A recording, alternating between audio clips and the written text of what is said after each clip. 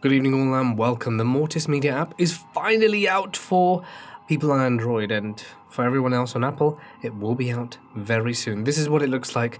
You can select the type of story you want, select the story itself, adjust the parameters within the app, and finally play around with the background music and sound effects. Level them, layer them. Play all the sound effects you want.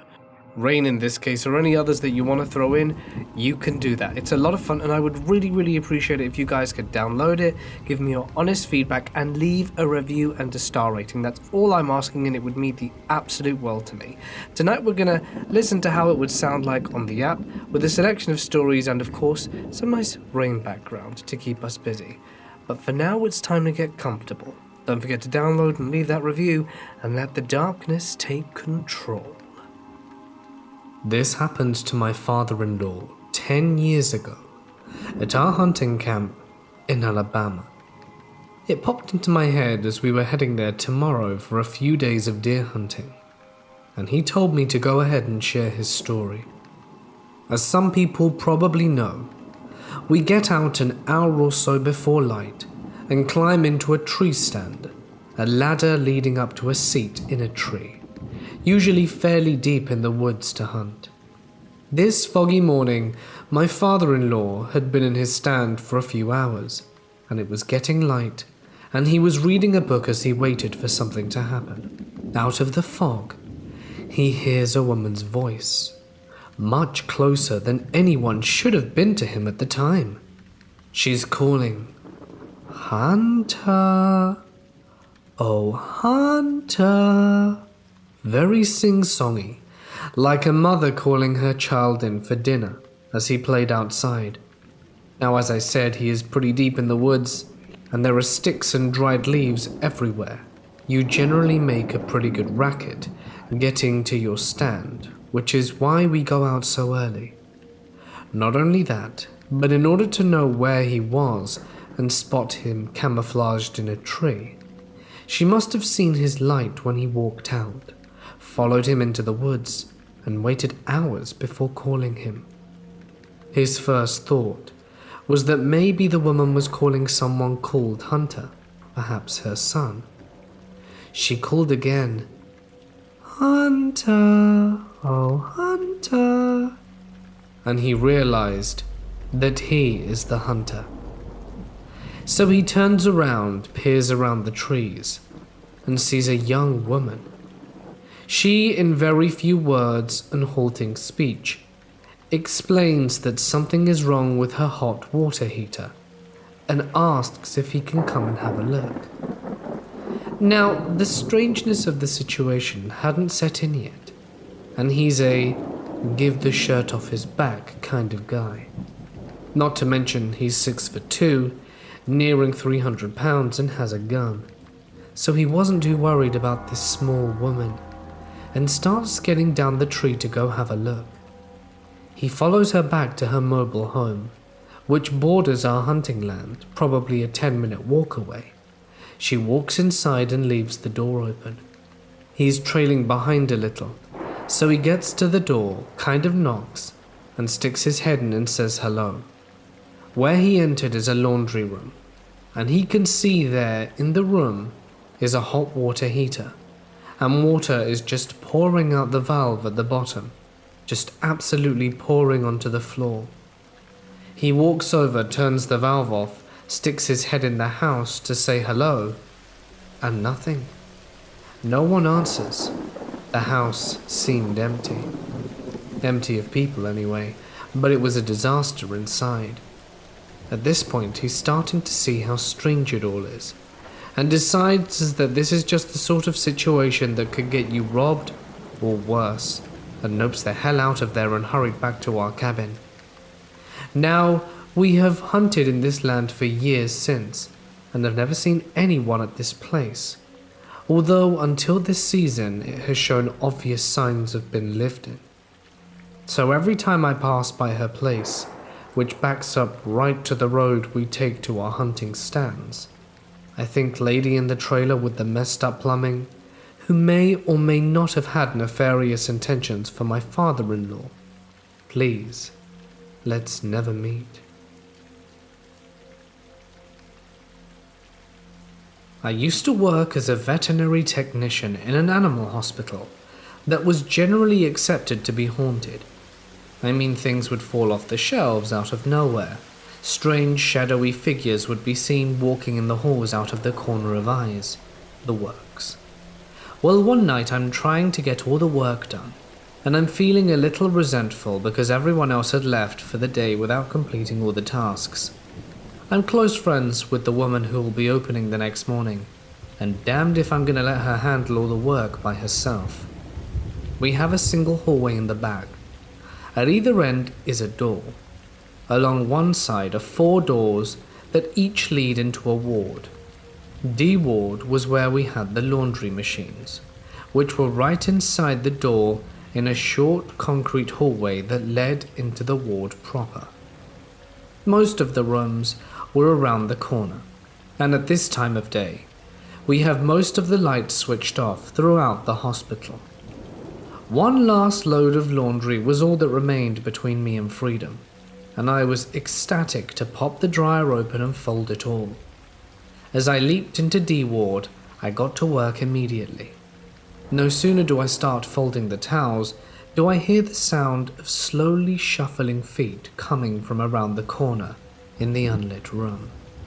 My muscles tighten. But if that's all that's happening, then I could finish the laundry and just go out without looking.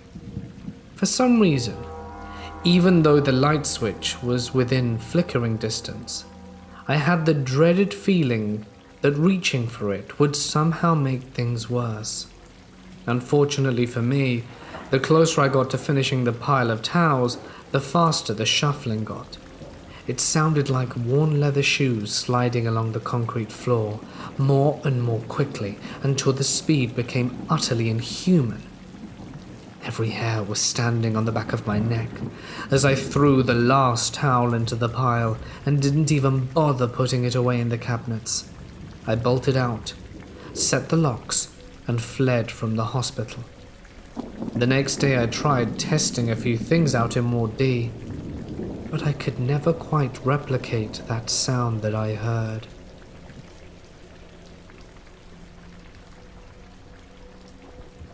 I lived in a farm around 4 years ago. From the moment we moved there, I could tell something was wrong. I felt uneasy in there, as if there was something constantly spying on me. A little detail about the place and situation.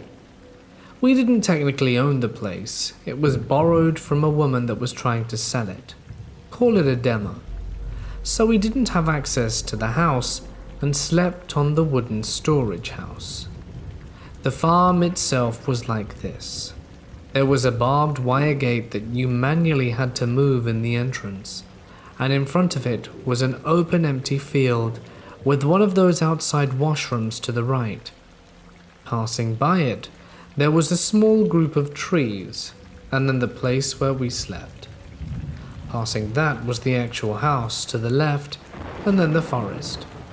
In the forest entrance there was a tree with a ripped plastic bag tied to its branches, meaning the bag had been tied there for a while. It was still small, and people used to do that here to make marks or something. And right in front of it, there was a mound. Someone buried something there. I moved there with 4 dogs, plus the dog that already lived there that we took care of. Our routine was to wake up at 5 a.m. to go to the city, so I could go to school and my parents could go to work. The first night we stayed there, I noticed my room was the only one in the entire house that didn't have a lock, and I couldn't sleep because of the weird feeling I had, and I stayed up all night and slept on my way to school. Then things got weirder. The door started opening at night. I dismissed it as the wind. Cliché, I know, but it became more frequent and violent. Then, still on the first week, I saw it. It was a black humanoid figure with a white face. It was like the white face had empty sockets, and instead of a mouth, just an empty cavity in its face. It stood on my door entrance staring at me. I decided I would not sleep while I lived there, and I would bring myself to move or do anything. So I just kept staring at it to convince myself my mind was playing tricks on me. Then, some nights later, it became impossible to pretend because it started moving and doing things. It entered my room, tapped on the window. It was a metal window that was right beside my bed, and slightly moved things and kept being a general creep. Whenever I shone light on it, it disappeared, but the eerie feeling persisted. I started keeping a flashlight in my room and playing music to keep myself calm and awake. Eventually I started falling asleep in some days, and in those days I would wake up with headaches and the feeling my eyes had been pushed into my skull. Every time I awoke, it was in pain. My parents eventually got security cameras because while we were in the city, some people entered the place to go fishing, as there was a shortcut to the neighboring farm lake through our forest. This is an important detail. Then one day my aunt went to visit. She had some weird superstitions and said the place had gold buried in it for some reason. She went to the forest and saw the mound under the marked tree I spoke about earlier, and decided it was a good idea to dig it up. Bad idea. I was digging it, and I need to describe what happened now very well to pass the feeling, so bear with me. There is a certain feeling of digging dirt that differs from rocks or mud or clay. I learnt this that day as I dug the hole. Then after going through a small layer of fragmented rock, I hit something soft and resistant that felt like leather. I hit it harder and pushed through it. Immediately after it, there was something hard with a complex and detailed shape.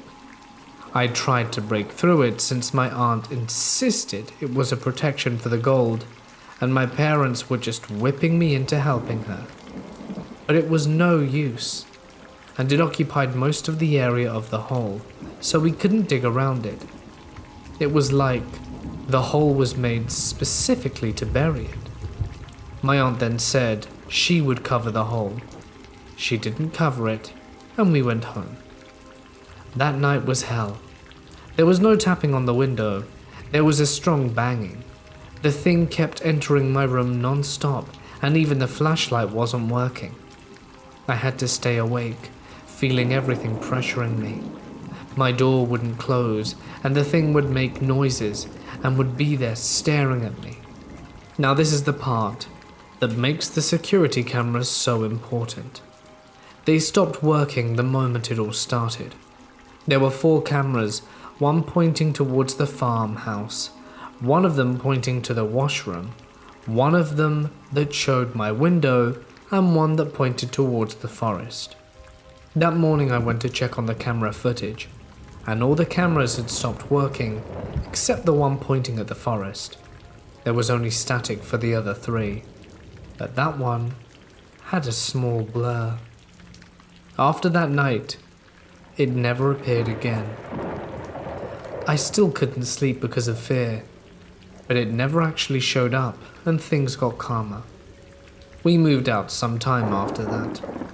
I keep thinking about it every now and then. 4 years later, it was too real, and there were things that were noticed by other people too. I especially keep thinking about the thing we hit while digging, and how that night was the worst. I keep asking myself if we found a body, or some haunted object that was hidden.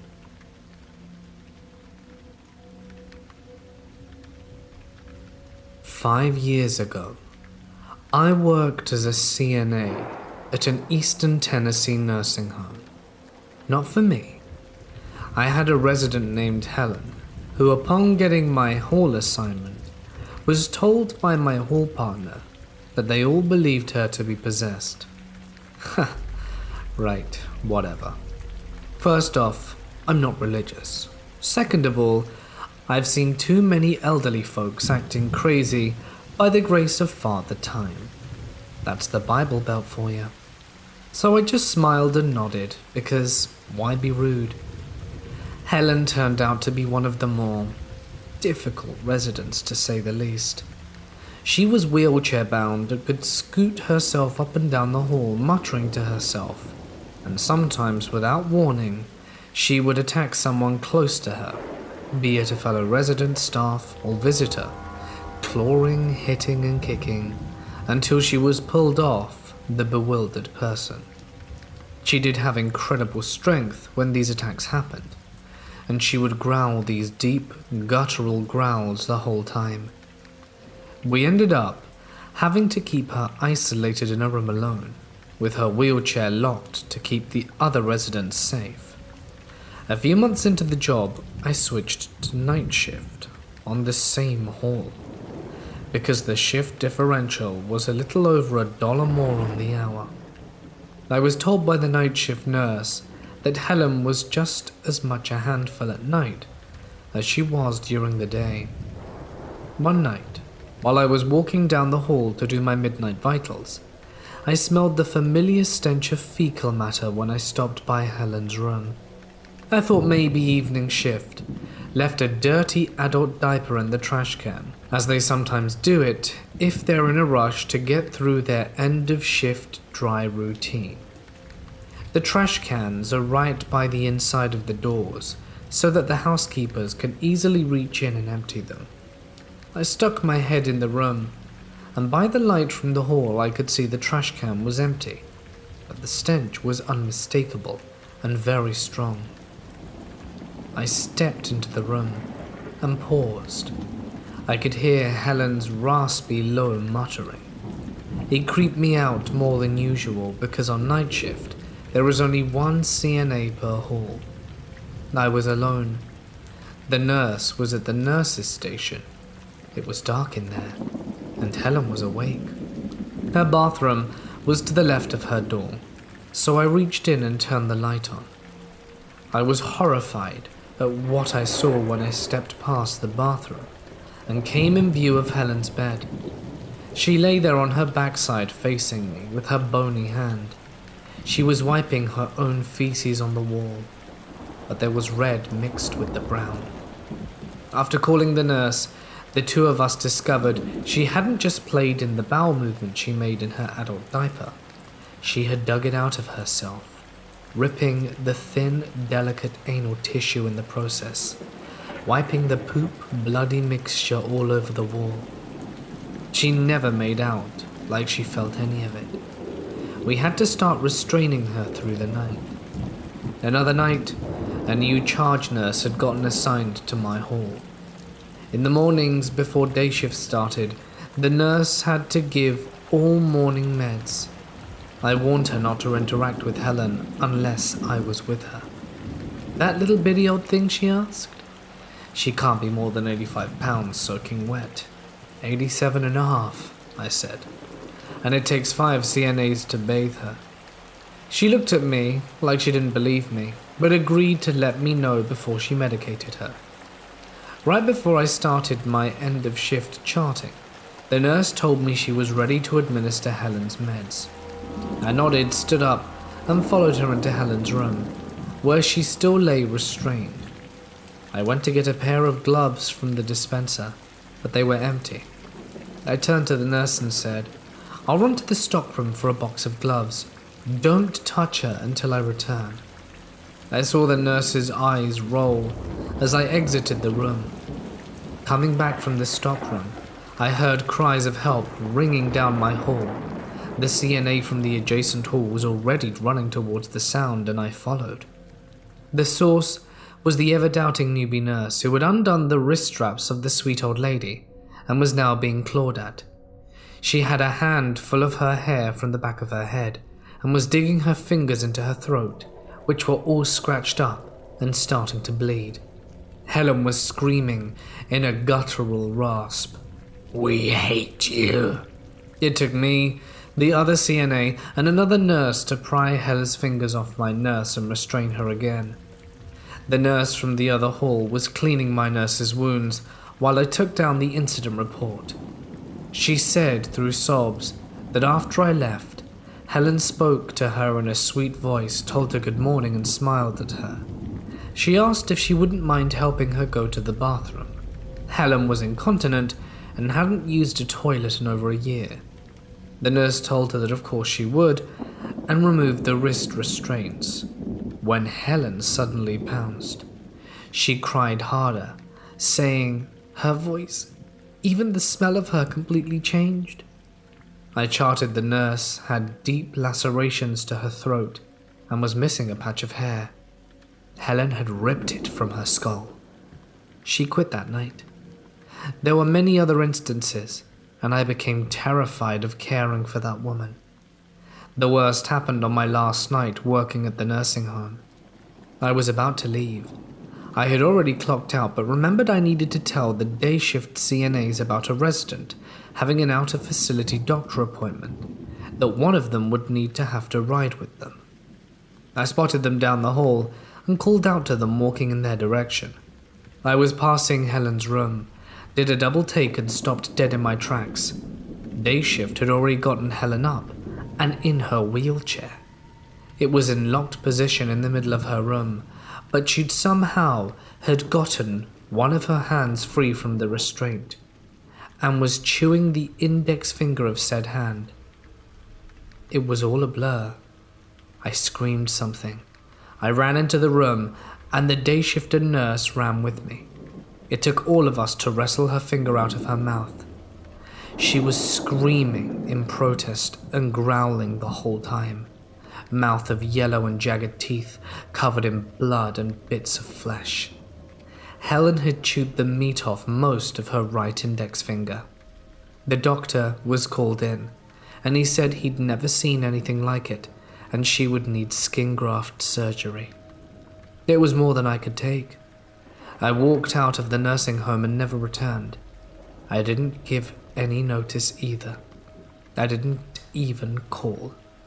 I remained traumatized by Helen and never worked as a CNA again.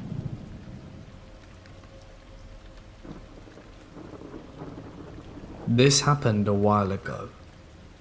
To give you some context, I'm a male in my mid-20s, and at the time lived at home with my parents. We lived in a bigger-than-average house with a furnished basement apartment in a safe city in Canada. I lived in said basement apartment, while my parents lived on the top floor, the third story. Hearing noises and sounds from upstairs, mainly footsteps or doors opening and closing, is not unusual at all if you happen to live in the basement. When my younger siblings come home from college, these noises can be heard late into the night, at 2 or 3 a.m. even. My younger sibling would sometimes have a car with him, so you could hear the garage door open at odd hours as he would park his car inside. Needless to say, hearing noises while sleeping was never a cause for concern for me, and I had simply become used to it. But during the Christmas period a few years back, over the course of a few nights, I experienced strange occurrences that were downright mysterious, eerily creepy, and borderline paranormal. My parents had flown south to a Mexican resort to get away from the cold, and my younger brother decided to stay at his college town to party with his roommates. I was alone in the house for at least a week, until my parents returned, which wasn't really a problem for me. On the first night, I came home from a buddy's place at 11 p.m., watched a bit of TV, then decided it was time for bed. Before heading down to my room in the basement, I armed the security system, which, short of a security camera, was quite thorough. If anyone were to open any of the doors or windows of the house, a loud alarm would go off. The only way to disarm it is through an app. But if the alarm continued ringing for over a minute, the cops would be notified. I jumped into bed, and after a bit of Instagramming, I dozed off. A few hours later into my sleep, I was awoken by the loud sound of the garage door opening. Strange, I thought. Because as I said before, no one was home or due home for a week. 30 seconds later, I heard another loud sound. This was of the garage door closing. At that moment, I thought nothing of it. Just maybe thought that my brother decided to drive home earlier than planned. Still, I tried to stay up and hear who it was that arrived home, or to see if the alarm would go off. After 30 more seconds of waiting, sleepy me decides that it's probably just my brother, who parked his car in the garage and is now taking his time to come inside, probably smoking a cigarette or something. I doze back to sleep, and nothing strange happens for the rest of the night. When I woke up, I went upstairs next morning, and there was no sign of my brother. No sign of any forced entry. The security system hadn't been triggered, and everything looked good.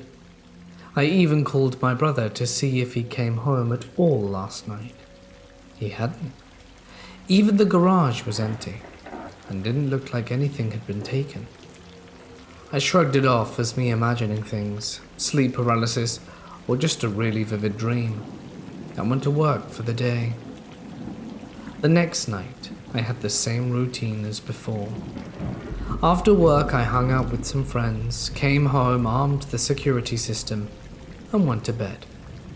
I was sleeping peacefully, having even forgotten about the events of the previous night, when all of a sudden, I'm woken up by the loud sound of the garage door opening.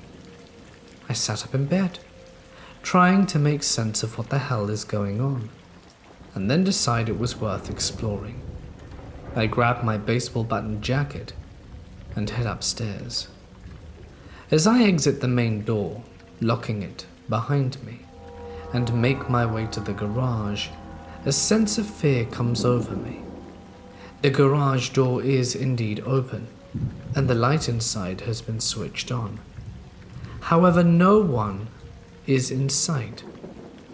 I pinched myself, almost in disbelief, trying to make sure that I'm actually awake, then decide to walk around the house just to make sure everything is alright.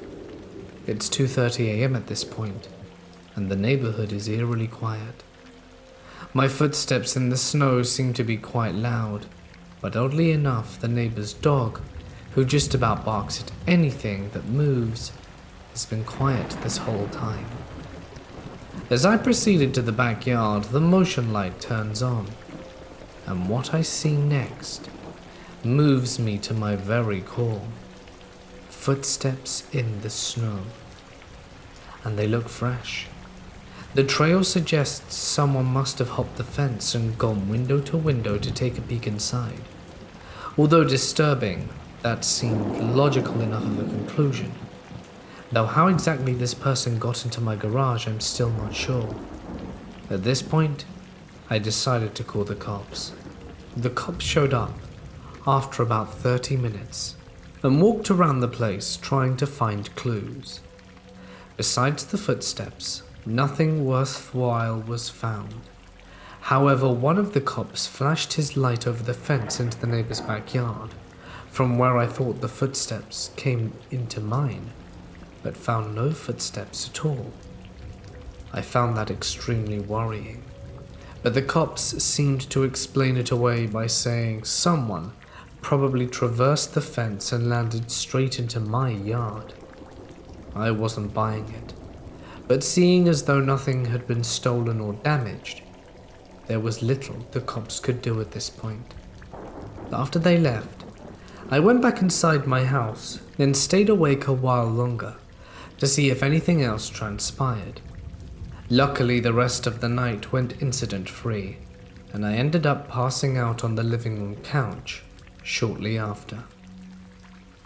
On the third night, after work, I came straight home, cooked myself a quick dinner, and then went to bed, or at least tried to sleep. That was around midnight. But what happened the previous 2 nights kept me up for a while. Finally, after staying up waiting to see if something had happened, I passed out at 2 a.m. This time the sound that awoke me was not the garage door opening, but the sound of the alarm. Maybe it was because I was on high alert, or just that I never was fully asleep. But the minute the alarm started ringing, I was on my feet, baseball bat in hand, prepared for an altercation.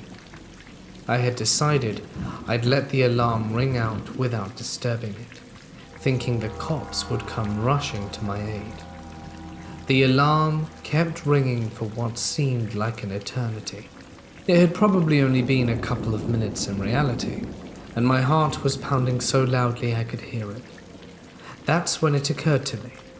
I hadn't heard any sound coming from upstairs. No footsteps, no door opening or closing, no noise of a forced entry through a window or something like that. I mustered up all the bravery I could and ventured out of the basement onto the ground floor of the house. After switching on all the lights that were in my way, I called out to see if I could get a response from someone that was there. If there was actually someone at all. There was no indication that anything had happened though, and after turning off the alarm, I did a quick check of the doors and windows in the rest of the house. By this point, I was too scared to venture outside like previous nights, and only did so once the cops showed up 30 minutes later. It was the same officers. We did a quick check around the house to see if there was anything suspicious, and once again found footprints in the snow. But these were at a different place. These footsteps came across the front driveway and made their way to the side of the house, only stopping at a lower window that looks into the basement. I looked directly into my bedroom. By this point, I'm terrified, and once the cops leave, I decide to drive to a nearby hotel for the rest of the night. Once there, I contemplated calling my parents, but didn't want to stress them out during their much-needed vacation, and didn't want to seem like I was scared in front of my brother, who'll probably just make fun of me anyway. I decided I'd go back home, and the next day replace the batteries on all security system sensors, as I had managed to convince myself that was the problem. But it obviously doesn't explain the garage door opening randomly the 2 previous nights. The next night, I came home from work early, replaced the batteries of the sensors like I said I would, armed the security system and went to bed. This time, it was in my parents' room, which was on the top floor.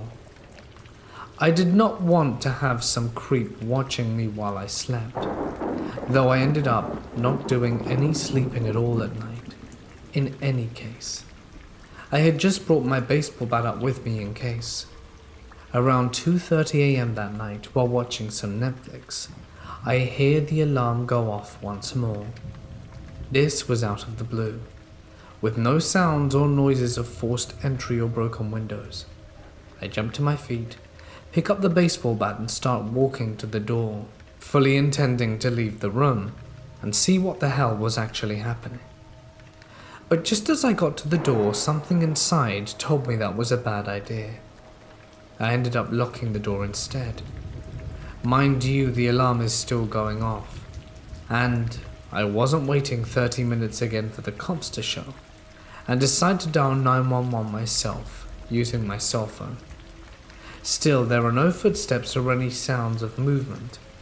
I walk to the window to see if anyone's out here, but there's nothing. Just as the 911 operator picks up and begins asking me what my emergency is, I hear the sound of the doorknob rustling. Someone was trying to enter my room, but this was no ordinary rustling either. It was fast, relentless, and violent, almost as if the person trying to turn it were doing so at 100 miles an hour. I began yelling into my phone, "Someone is in my house trying to kill me." The operator tried asking me for more information, but I was in such a daze I just yelled out my address and told them to send the police right away. I threw the phone on my bed, grabbed my bat, gripping it as tightly as I could, waiting for whoever or whatever it was to finally break through and come and get to me. But just a few seconds later, the rustling stops. The alarm is still ringing, but I hear no sounds of footsteps nor movement, which at this point is making my imagination run wild, thinking of ghosts or other paranormal stuff. I was still standing there, bat in hand, waiting for some sort of dramatic entrance, but it never came. Instead, I heard the siren of 2 police cars make their way down the street and into my driveway, and at this point, I decided I'd rather jump out the window onto the garage than onto the driveway to be with the cops than stay another minute in the house alone. It didn't matter that it was freezing outside or if I wasn't wearing my jacket. I just wanted to leave. Once I broke the window and got on top of the garage, I managed to get the attention of the cops, who helped me down and then asked if that person was still inside. I was on the verge of tears by this point. I could only manage a nod. 3 of the officers went to check out the rest of the house, while 1 stayed with me. About 5 minutes later they returned, saying there were no signs of forced entry anywhere. I'm freaking out at this point, trying to figure out what the deal is with the doorknob upstairs. They then went inside the house to see or find any clues, and surprisingly, or not, found nothing. By this point, one of my neighbors, who's always been pretty helpful, noticed the commotion and decides to see what's happening. He must have noticed I wasn't wearing a jacket and brought me one. Meanwhile, the cops decide there's nothing more they can do and ask me to check with the security company about inspecting the system that's been installed, in case it was faulty.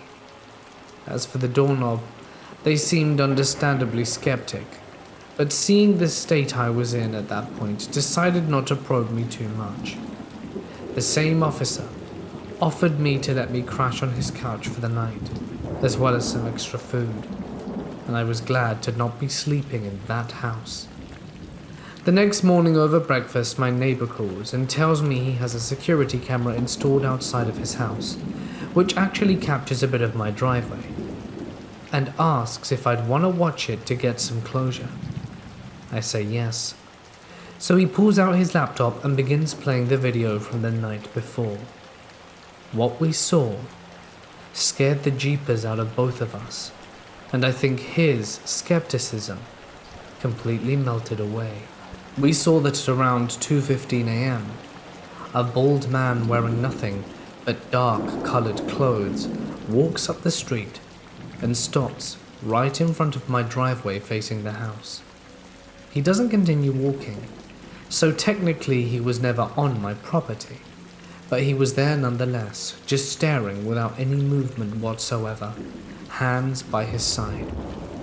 At 2:20, he starts rocking back and forth, still with his feet planted in the same spot, and he continues doing this for 10 minutes until 2:30, which is exactly when my alarm went off. He then turns around and walks back in the direction he came in, walking out of view. I was completely shaken upon seeing that footage. It was so unreal, and although I didn't believe in the paranormal or ghosts, that bit had me questioning everything I thought I knew. We checked the tapes from the previous 3 nights, and what I found was truly disturbing. The same person, bald, wearing dark clothes, walked up the street around 2:15, stopped in front of my driveway, and went through his usual routine. The second and third night this took place, I had come outside with a bat to investigate, but he would promptly leave at 2:30, basically minutes before I or the cops had a chance to see him. But what was truly strange was that in the video at least, he never once came to my backyard or even to the side of my house towards my basement window. He just stood at the foot of my driveway staring and swaying at the house, then left. I handed the recordings over to the cops, but unsurprisingly he was never caught or found. I called my brother that day and asked him to come and stay with me until our parents arrived. Thankfully nothing happened after that night, but it did leave some lasting mental scars, as I slept with all the lights on in my room for a year after that, and now I need a light to sleep, as well as leaving me with tons of questions. Who the hell was that? How did he/it know I was sleeping there that night? What was his deal with the alarm going off and the garage door opening out the blue? For the record, we had someone come and check up on the system, and it was supposedly working fine. And it did work fine after that night. And what of the snow prints? How the hell did that doorknob hold for as long as it did? Did the thing on the other side intend on coming in at all? What would have happened if it did?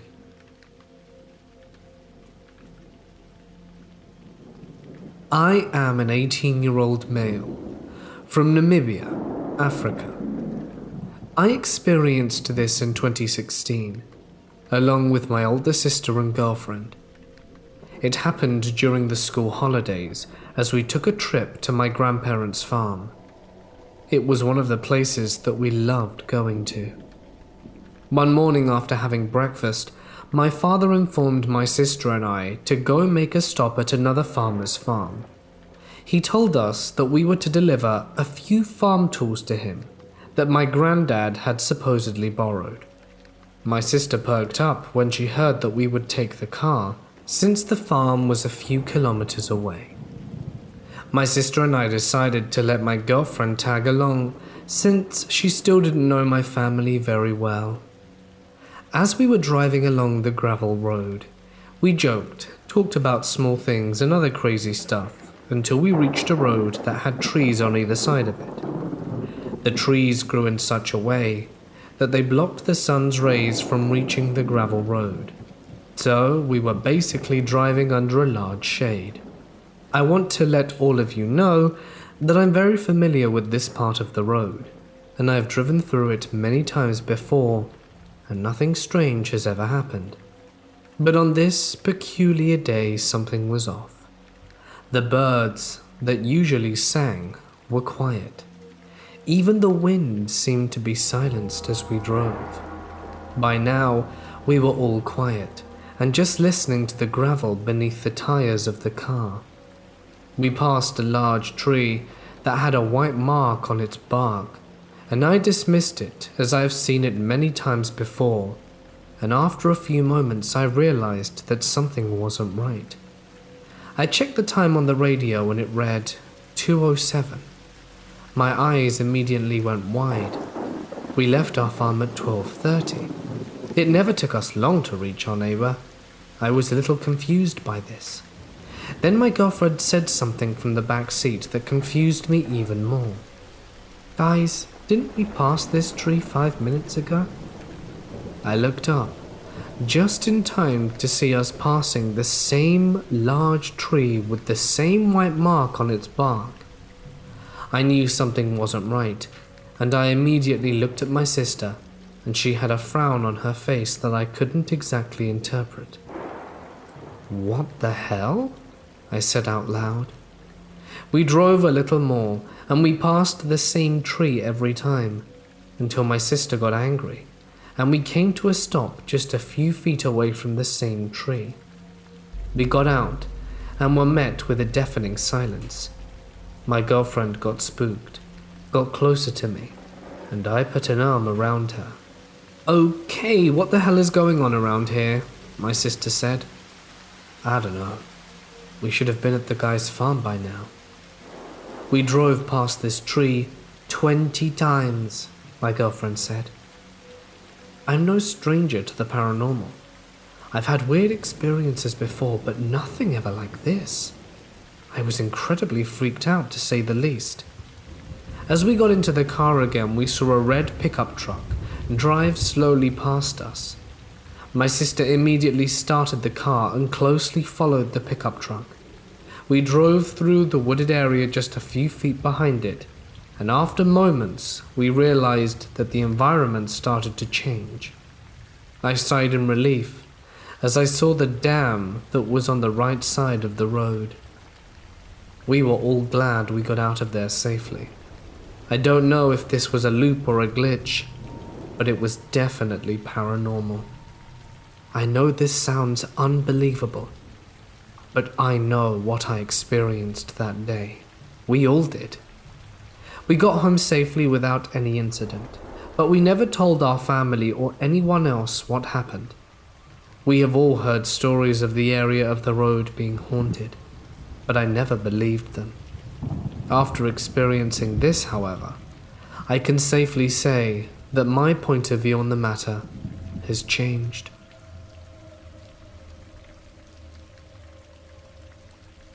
A few years ago, I was working a night shift on a generic rehabilitation ward in an old hospital that since closed down.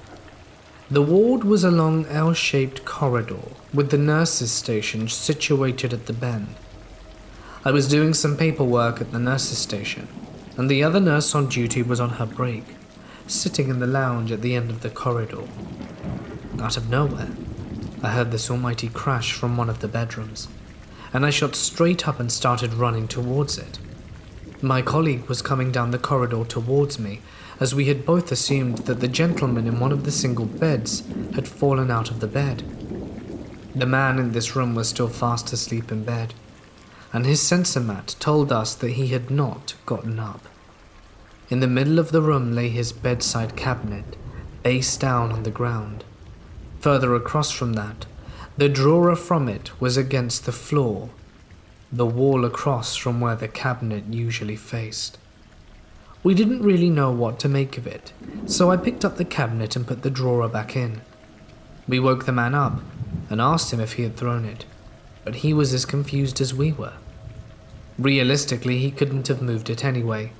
It was quite heavy, and he was pretty frail, needing help to even mobilize. It's not possible that another patient had been in the room, as we did a round immediately after, and everyone was in bed. No one had been in the corridor prior to this happening. For the next few weeks, I felt really uncomfortable being in that room, even the day duties, and was so glad when the hospital closed down, as it meant I got to move to a brand newly built one.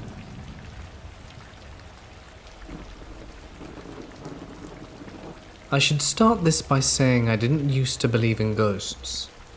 I work in a building from the 1890s that I was told was once a brothel. Once I was working at night, when no one else was there, to get some extra work done. A lot of weird stuff happens on the second floor, and a little after 3 a.m, I had to go up there and put some things away and lock up. The light switch is at the top of the stairs, so I had to walk up the stairs in the dark. There are no windows in the hallway, so the only light was coming up from the bottom of the stairs. As I reached the top, I thought I saw a human figure walk across the hall, from one room to another, through 2 closed and locked doors, and fast, like a video sped up 50%. I was pretty freaked out, but skeptical. Maybe I just imagined it. The second floor of this building has always freaked me out at night. My coworker too. So I turned on the light at the top of the stairs and walked down the hall to put some things away in the storeroom. While in the storeroom, a large machine part that had a flat bottom and was just sitting there on the table fell over while I had my back turned. It couldn't have just fallen over on its own or been knocked over by me. My heart started pounding and I said out loud, "I'm sorry, I'm leaving now." I locked the storeroom and started walking quickly back down the hall. As I walked, a little gust of wind blew through the hallway from behind me. There were no doors or windows open to the outside anywhere in the building, and no one else was there to have opened one, so it wasn't the result of a natural pressure differential. I started speed walking. As I passed between the two doors where I had seen the fast-moving apparition, I swear I heard a woman's voice whisper my name behind me. I turned off the light and stumbled quickly down the stairs. Halfway down, there's a small landing with a door. I fumbled with the latch that held the door open, terrified to look back up into the dark hallway above me. I got the door closed, and as I locked it, I felt sure that there was something on the other side. I was panicking. I clocked out of there as quickly as I could, and a few days later I went up there before dawn on an opening shift, and I was talking to the ghost, or whatever it was, the whole time, apologizing for my intrusion and asking to be left alone. I felt crazy, but it was better than being haunted again, and everything was normal except I felt someone lightly grasp the back of my shirt as I passed between the two doors. That was the last time I went up there alone in the dark.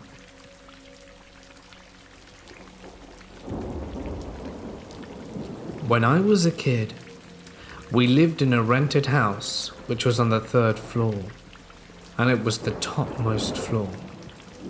Our home was built on the terrace itself. At night I heard the typical anklet sound almost every night, but as I was a kid no one believed me. Days passed, and one night my father rose from bed and asked me if we heard any sounds. I screamed that I did, and all of us went to the terrace to see if anyone was there. What came as a shock was all the families who were living in that building were on the terrace, and they were all wondering about the sound and where it was coming from. The sound that we'd all heard was no longer there. But once everyone had turned off the lights and returned to bed, did I hear it about an inch from my ear, as did my parents. We were very freaked out, but the sound ceased a few days later. We moved into a new city after that, bought our own house, and that strange sound followed me to my personal room. But after a few days it faded completely. Me and my sister had adjacent rooms. My room was quite a bit bigger than hers, and sometimes felt empty. Every sound echoed. My sister left home for her job in a different city. I took her room as it was the perfect size, with the perfect furniture for my studies. In a few months, some strange things started happening. I was, and still am, a TV show fanatic, and used to watch comedy shows regularly till morning on my laptop. My room was on the 1st floor, and my parents' room was on the ground floor. Soon after the anklet episode, I once heard a very loud thud that came from the terrace. I suspected thieves, so I went to get my baseball bat and sprinted towards the terrace at 3 a.m. It sounded like something jumped and fell hard on the ground. I found no one on the terrace, and it happened every other night. I started ignoring it after a while. Now, as the ghost was losing the game, I was no longer scared. So the ghost decided to play a new trick. Imagine this. Do this now. Press a switch on your electricity switchboard.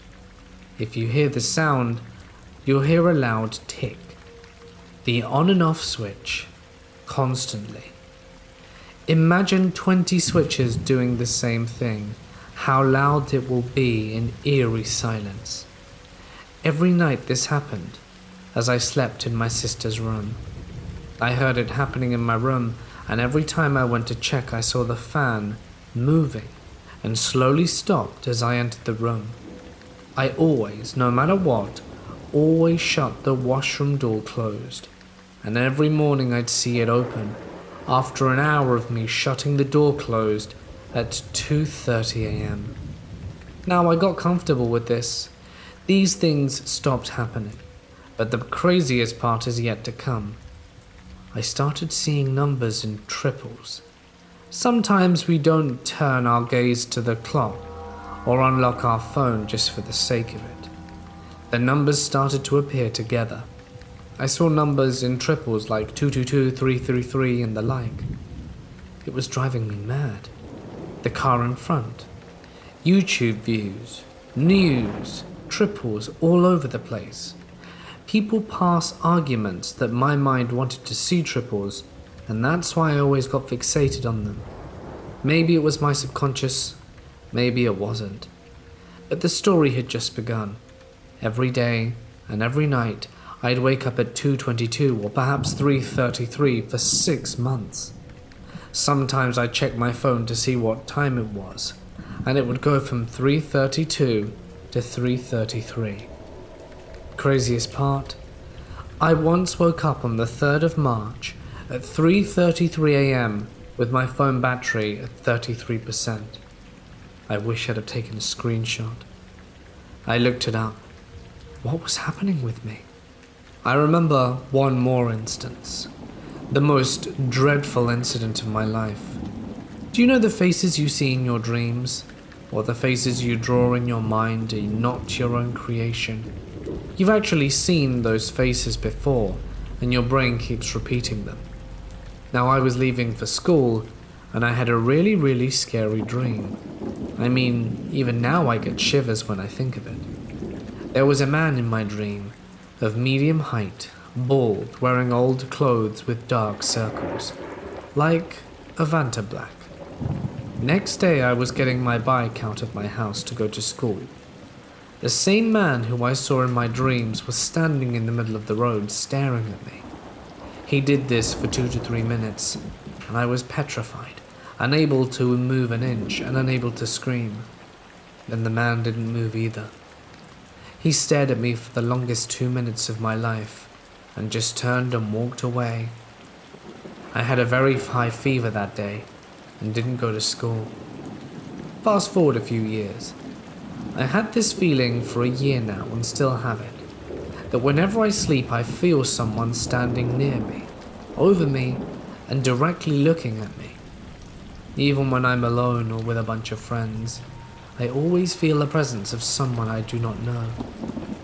I moved out of my hometown for my job in the same city my sister moved into.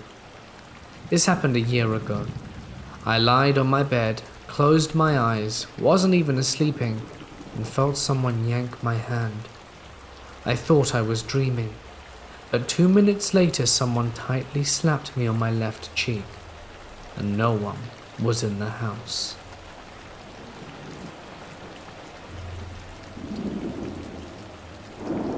Two years ago, I was in my living room playing Call of Duty at about 1 a.m. when I heard 3 very loud gunshots. I played with the volume very low as my wife and kids were sleeping, so I immediately knew some stuff was going down. It had sounded like it came from my backyard, so I didn't know what to do. Then I heard someone jump my fence into my backyard, and I see a shadow walking slowly by my kitchen window. The lights were off in the kitchen, so they couldn't see me. I paused and couldn't move or breathe.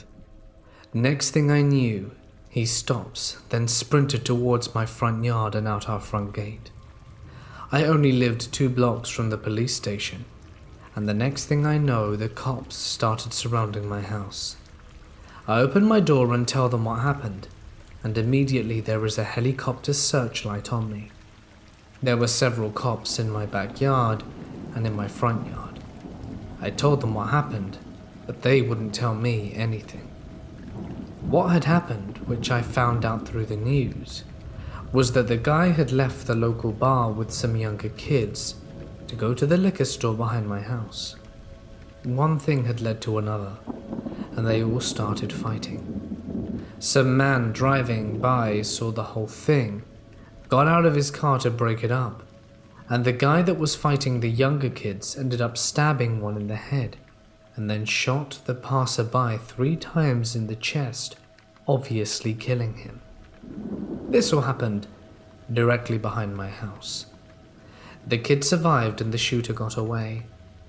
They found out that the guy who got killed was driving home to Colorado and just stopped in our town trying to find a hotel for the night.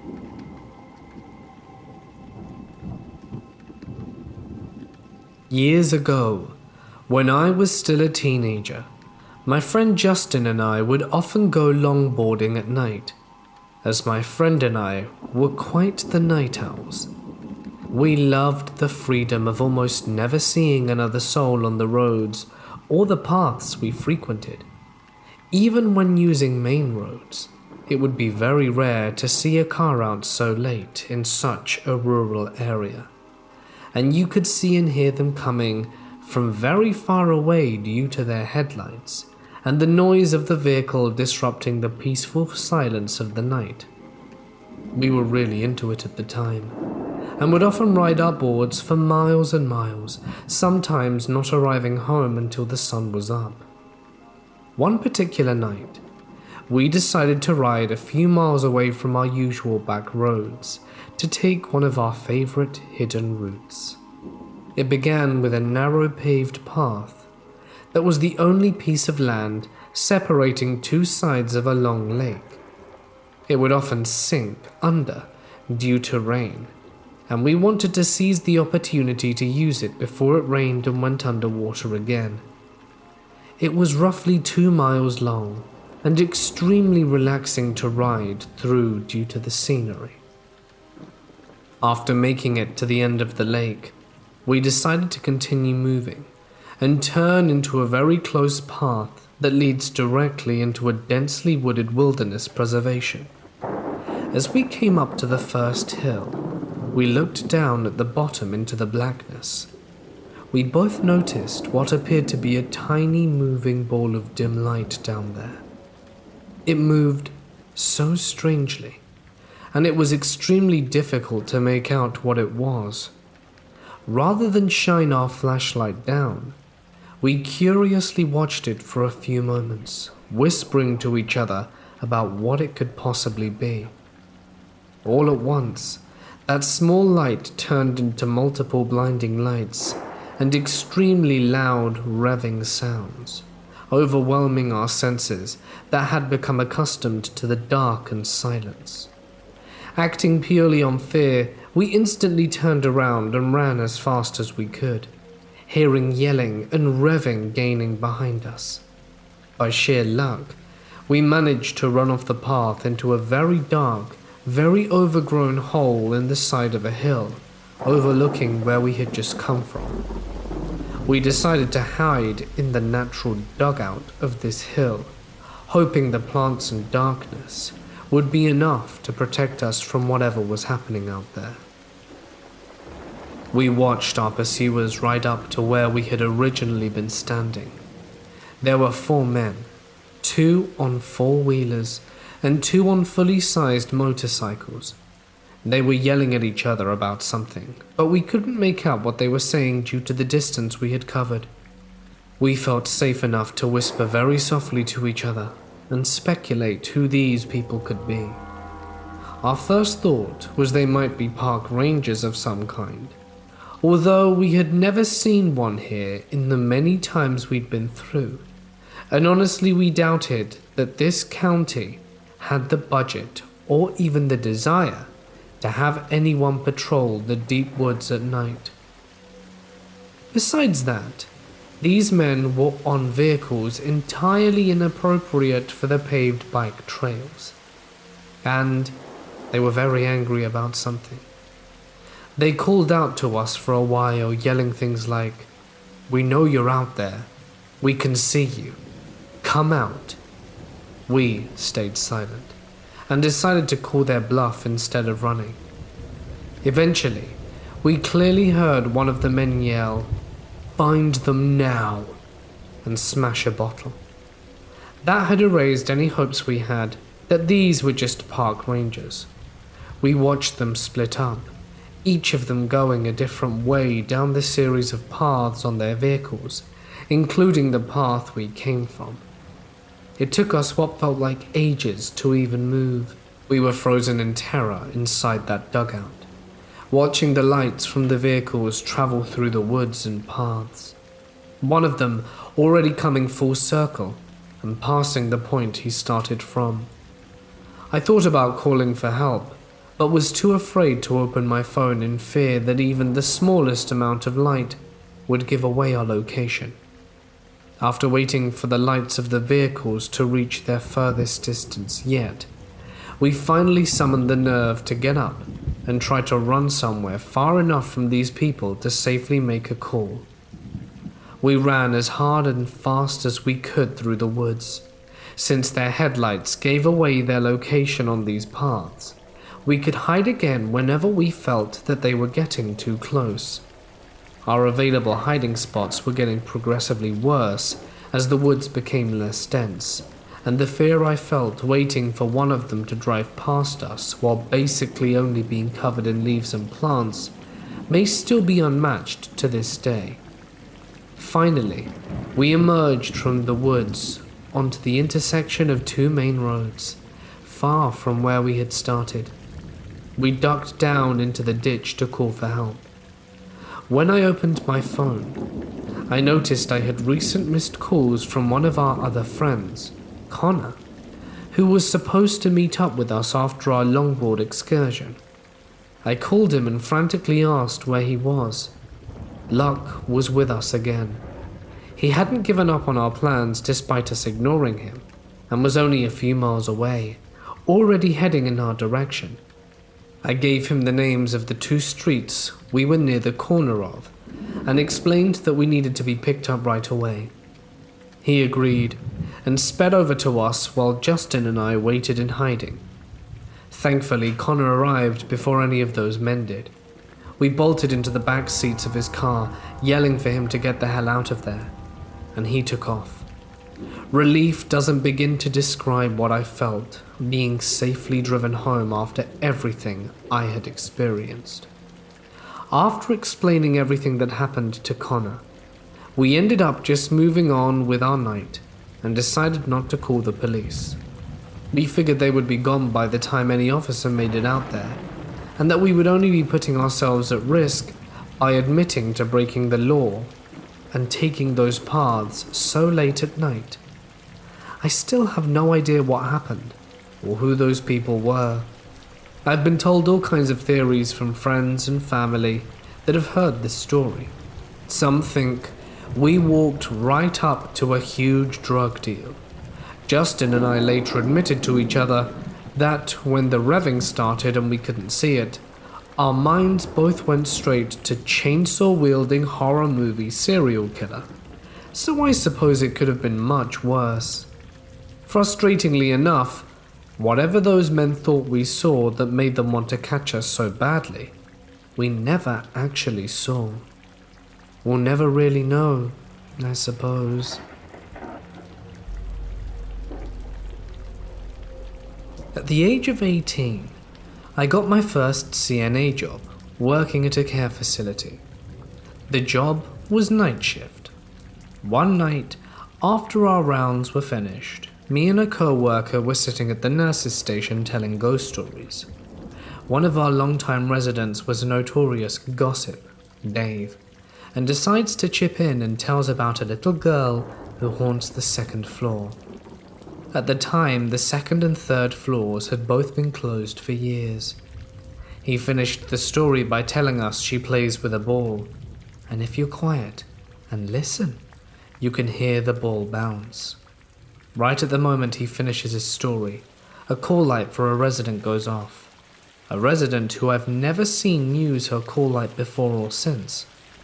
When I go into her room to check on her, she's laying in her bed with a terrified look on her face pointing at the ceiling. I was a little freaked out, but easily reasoned it away. I did, however, tell the story to my sister. 4 years later, I'm now working day shift in the same building, and the second and third floors have been renovated and are now house sub-acute care patients.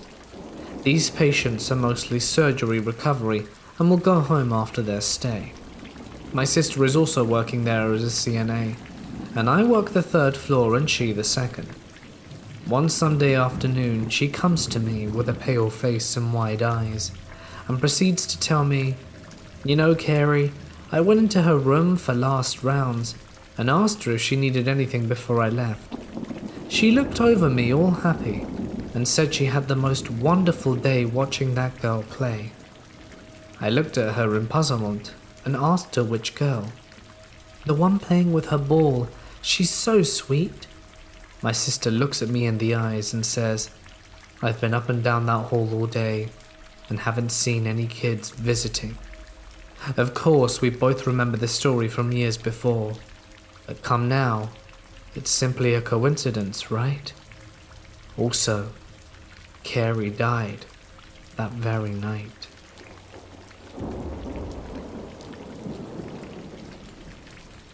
Due to my father's work, we were constantly chasing after his jobs, sometimes spending only a few months in a single location.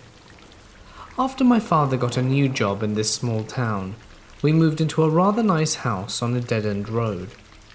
It was a large house with wood floors and a generally exceptional feel about it. Glad to have found a nice house in our price range, we didn't really think too much on why it was empty and why the landlords were willing to rent it out for such a very low cost. It would only take a few months before we found out for ourselves what was going on. The haunting started as just a feeling that we kids would get from time to time. At first, it was just a general sense of unease, but this quickly escalated. As time went by, we slowly transformed from simply thinking we were being watched to seeing forms in the corner of our vision. The feeling of being watched had spread into the night at this point, and few of us were able to get a full night's rest. This continued on until we began to see things much closer to the forefront of our vision, and we had started seeing dark forms in the night, scaring us to the point that we'd all sleep on the same bed for a weak sense of security. Then we found the reason for the haunting. My brother and I were cleaning up an old closet that we had simply dumped a bunch of our toys into after we moved in. The bottom of it had a small wall marking into something of a built-in toy chest. We finally had some boxes to hold our things and no longer needed to leave them in the closet. As we pulled out our things, we noticed that the carpet was loose. We were kids, and we were not very smart. Instead of telling our parents, we just pulled the carpet back, revealing something that none of us would ever forget. A tombstone. It was right there, with the name and dates already carved into it.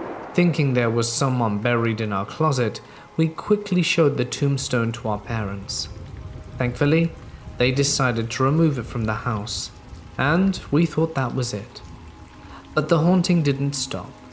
We started having nightmares and sick spells whenever we were alone in the house, and where it went from there was something a 7-year-old me couldn't understand. All I knew was fear, as I would awake at all hours of the night to see a dark figure standing over me, watching me sleep. I would cover my head in my sheets and pray to God to protect me. Usually it worked, but sometimes I would lower the sheet to see a dark, ghostly face now staring me in the eye, its face inches from my own. Soon, we were all seeing faces in the dark, and we stopped doing things on our own at night. We would share beds. We would never get up or do anything on our own, and often waking up whoever we were sleeping with to go to the bathroom or to get a drink of water. The final straw was the night I was foolishly walking around the house at night during a lightning storm. And as I was walking into my room, lightning flashed at just the right moment, and I saw a figure under my bed, staring at me with a grin that literally ran from ear to ear. Its needle-like teeth bared for me to see. I screamed in absolute terror, and it would take days for me to be willing to even play in my room again. We removed the bed frames, and started sleeping with our mattresses on the floor for protection from whatever it was that I saw. But the nightmares and sightings continued. Thankfully, my father's job moved to a new location and we were able to leave that house. In just 6 months, we went from happy to having such a nice home to wanting nothing more than to leave it behind. I will never forget that horror, and it has left permanent scars on my soul. Even to this day, almost 25 years later, I still have nightmares about living in that house. God only knows what monsters were there with us. And just saying this out loud has left my heart pounding with the fear of that memory.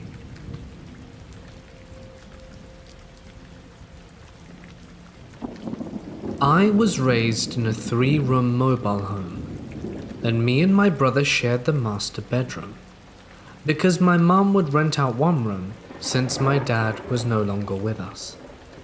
My little brother and sister would sleep in the same room with my mum and my mother's boyfriend, since the room that they stayed in was the same size as the master bedroom, except it didn't have a restroom in the room. While growing up, I've always had an open mind for the supernatural world, so sometimes I would see or hear things, and I wouldn't know if what I saw or heard on my own was actually the supernatural, or just my mind playing tricks on me. But everything happened in my room. Sometimes I would ask my brother and my mum if they saw or heard the same thing. My mum would say that she didn't, and that my mind was playing tricks on me, and to not tell my sister or brother because she didn't want me to scare them. On the other hand, my brother would say I were crazy, as he did not believe in the supernatural. But that all changed once they had their own experiences with the paranormal. My mum's experience happened when she was pregnant with my little brother, and I was in junior year of high school. Once I got home from school, my mum was sitting outside waiting for me, and I asked her, "Why are you waiting outside?" She tells me that she got scared inside the house and decided to wait for me out here. My mum tells me that she was home alone cooking, and it was quiet, when out of nowhere she hears a loud bang coming from my room, as if someone dropped my air conditioning. Her first thought was that someone was trying to rob the house, so she grabs the knife and turns off everything, so that they think no one's home, and she waits at the end of the hallway in case they come out. As she waits, she hears noises and footsteps coming from my mum's room, to the point where she hears more than one person. She hears them throwing papers around and knocking down objects, and she starts to get scared, but she tries to stay calm after waiting for 10 minutes. And it gets quiet, and after 5 minutes of pure silence, she gets the courage to open my door, and she hears and sees nothing, just the way I had left my room before I left school. While realizing nothing happened in my room, she realizes that someone tall is standing behind her, and her body is overtaken by sadness and fear, so she starts to break down. She gains the courage to look behind her, and sees that no one's there, and she decides to go outside as fast as she can to wait for me. Nowadays, after I moved out, she tells me that she sometimes hears my voice calling her from a distance while I'm at work, and at night, she sees either an adult sitting on the couch looking at her, or a little kid sitting on the flower throw when no one's there. My brother's experience happened when he was 20, and I was 19, and my other brother had come down from college to visit. It was 11 p.m. while I was at my friend's house. Once I get home, he asked me if I had came home and tell him no, that I was at my friend's house with a group of friends sitting down and chatting, and I ask him what happened. He tells me, "You know, you tell us you heard and saw something and we think you're dumb and going crazy?" He begins to tell me his story, that he was in the restroom doing the number 2, and after a while in the restroom he hears footsteps through the wall, thinking it's me because he heard the door open and then close. He begins to call out my name, hoping that I respond, but it's quiet. But he hears someone inside the room sitting down on the chair rocking back and forth, and keeps calling out to me. He begins to hear someone grabbing at his college homework and throwing it around and ripping it up, so he starts to call me out. He gets angry because he just finished cleaning, and says he hadn't heard someone's voice. He hurried up out of the restroom, only to see the room was perfectly clean and no one was in there. He goes to the kitchen and asked if anyone had went into the room. My mum answered that no one had ever gone over there or near the door. He explains to her what he heard, and ever since then has also believed in the supernatural. While I was growing up, I always heard and saw things, so I've always been a believer, but it never bothered me, and I was never scared of the paranormal. I was 20 years old when I had astral projected the first time that I remember. Me and my girlfriend had 2 pit bulls that lived at my mum's house at the time, and my brother was in college. My girlfriend's shift was from 6:45 a.m. to 3:15. In my case, my schedule was all over the place, so my sleep schedule was messed up. But one of my shifts I worked at night, so I would arrive home at around 6:30 a.m. When I get home, I usually let my mum know I'm going to bed, so she doesn't begin to worry about where I am. As I'm getting ready to sleep, I face the edge, because if I face the wall, I feel someone's presence standing behind me, especially sitting down on my chair. I was asleep. I rolled over, and it turned out to be that my spiritual self had rolled over instead of my physical body. I rolled over and was able to see myself asleep, and the moment my girlfriend walks in and says, "Oh, you're awake," and I ask her, "You're home early? Your manager let you off early?" "Yes," she replies. I look at the time. It's 12 p.m. They would have never let you off this early.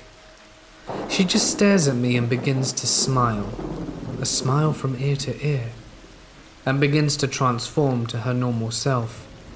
A long-fingered, long-haired, ugly-looking creature, pimples all over her face. She looked a bit like the witch from the movie Hansel and Gretel Witch Hunters. She stared at me and smiled, but I wasn't afraid. And then out of nowhere, in the blink of an eye, she was face to face with me, grabbed my arm with her long nails going through my skin, and I began to yell out in pain as she just laughed at me. At that exact moment, the dog heard me, or her, laugh and began to bark loudly, and I woke up. The moment I awoke, I was face to face with the wall instead of the edge of the bed, but then felt this presence behind me, and I knew it was because I saw her face to face, and my dog kept barking. Once the dog stopped, I assumed it scared her off, and I took a look at my arm where she had grabbed me, and saw the marks left by her nails. I told my mum what happened, and she believed me ever since her own encounter. Ever since that day, I now sometimes see people or hear noises even though no one is around me. I used to rarely have dreams about the future, and nowadays I've been having dreams about some of my family members dying or committing suicide, or me being at their funeral, which I hope none of them come true. Usually my dreams about the future tend to end in reality. I've told my story to people, and they begin to talk to me about a third eye or my sixth sense. But now I'm starting to think that when the demon grabbed my arm, I think she helped me unlock something. Because wherever I go, I feel a presence around, like someone is staring at me from a distance. Or sometimes I'm able to see it from the corner of my eye. When I look, no one's there. People call me crazy, but they can call me whatever they want. They just need to experience it firsthand in order to truly understand and become a believer themselves.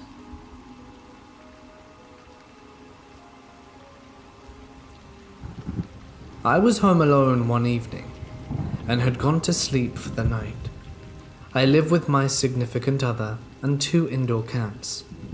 But she was out of state, traveling for business. I woke up in the middle of the night. I wasn't sure of the time, but it was completely dark because my body was freezing cold.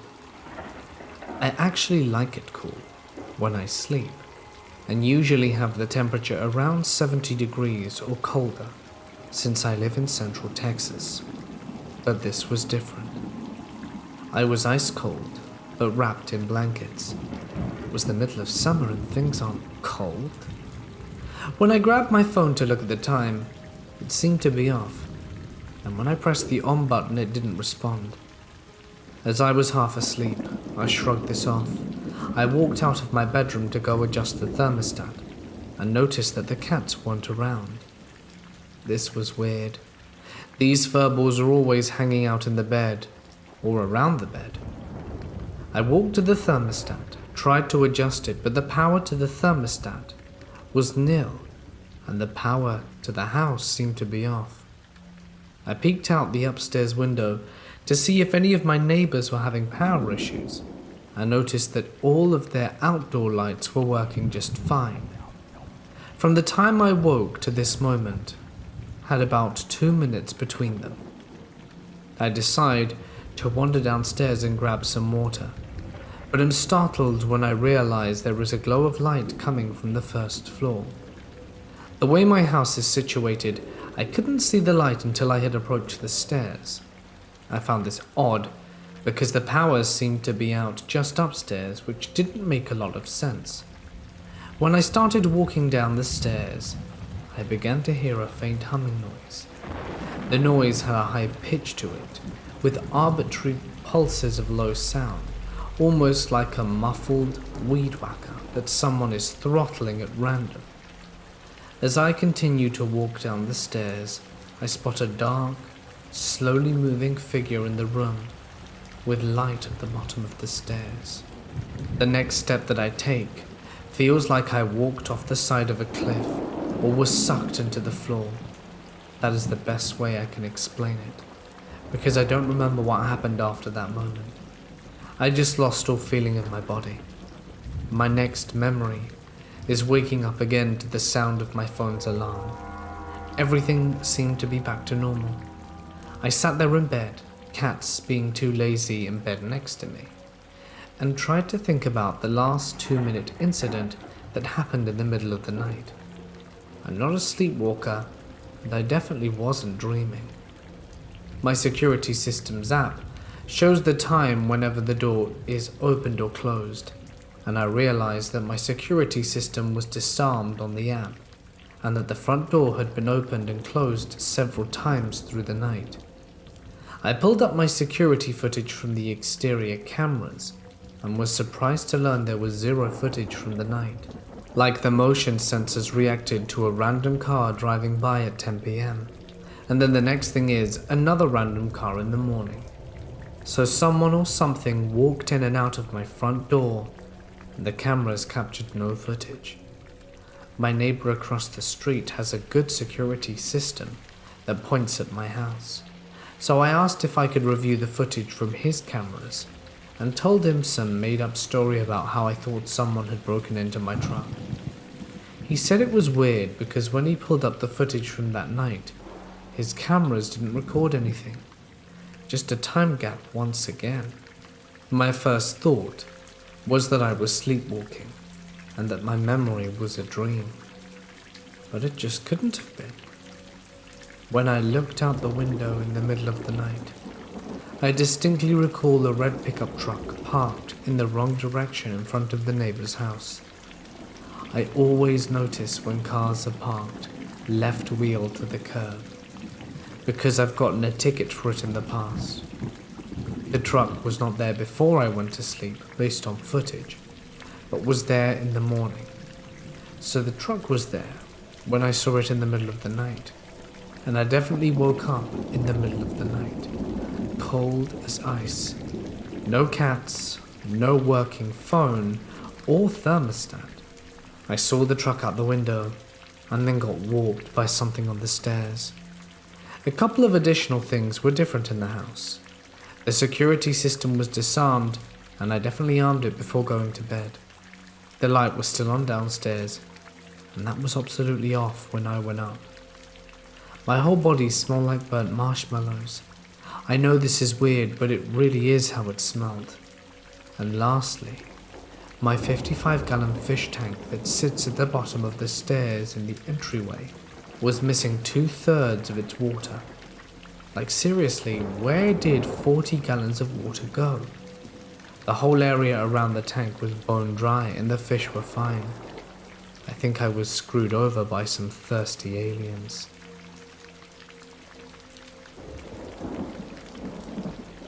I have been mountain biking since I was 11.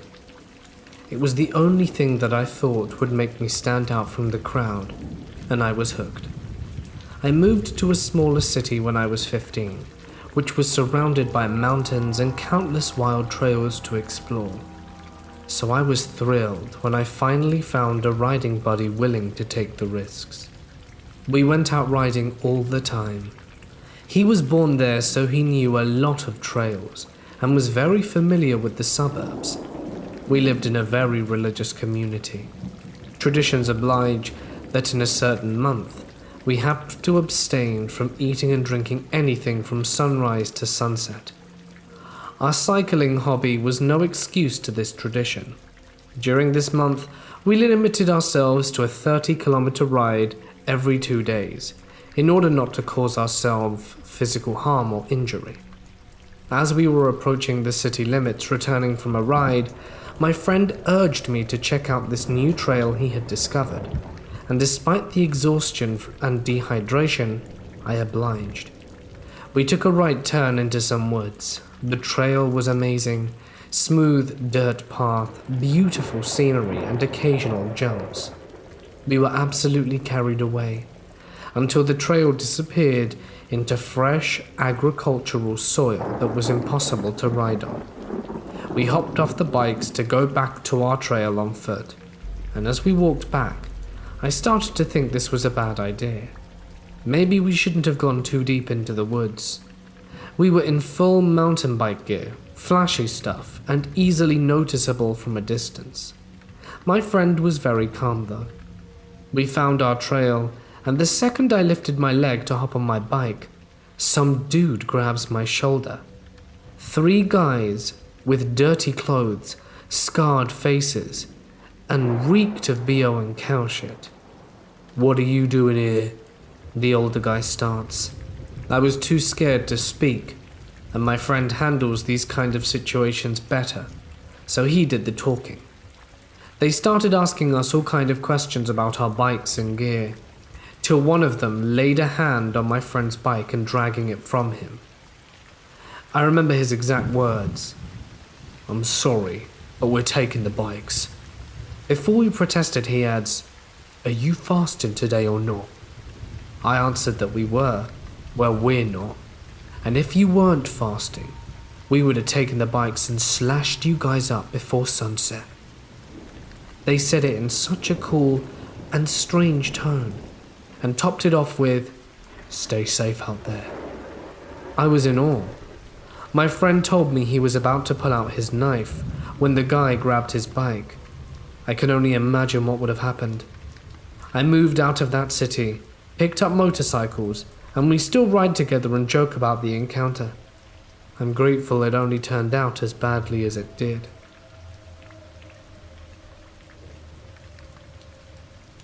I worked at a forensic state facility that housed mentally disabled men who were unable to stand trial. My shift was from 9:30 p.m. to 6:30 a.m. I thought it was funny that a lot of my co-workers were into the ghost stories, but I learnt real quick that all you could do was laugh at things you couldn't explain. One night I was sitting in a chair in the doorway of my one-to-one client. His room was the last room of the hallway near the exit door, so it was dark on that side of the hall when the lights were off. I had seen a dark sort of figure under the exit sign that was placed above the exit door. I stared at it for about a minute, trying to register what I was actually seeing, before I could get through my head that this was something unusual. the figure rushed towards me, causing me to jump and fall out of my chair. I laughed because I thought I looked silly on camera, as there were cameras covering every inch of the hallway. I also joked with other co-workers, saying I was part of the ghost story gang. That same night I was in the chart room at around 4:30 a.m. to file observation notes of the residents in the chart book. The books were really heavy and weren't easy to tote around. After I filled all the charts, as we had 12 residents on my home, and put the books back on the shelf, they flew off the shelf as they were being thrown and landed in the middle of the room. At that time, I was more upset than concerned, because it was a long and hellish night, and I had to just put those books up. There were other instances when I had seen things I couldn't explain. One instance was when I had seen a headless figure standing at the end of the hallway, the same spot where I had seen that shadow. I thought it was a resident at first because he was wearing a white t-shirt, blue basketball shorts and white sneakers. He resembled another resident who lived on a different home, as he was the only individual on campus that was close to 7 foot and nearly 400 pounds. I walked towards it calling the individual's name, but got no reaction from the figure. I looked down to get my break room key from my pocket, because I thought the resident needed something to drink, and we often had the good stuff. When I looked up, the figure was gone.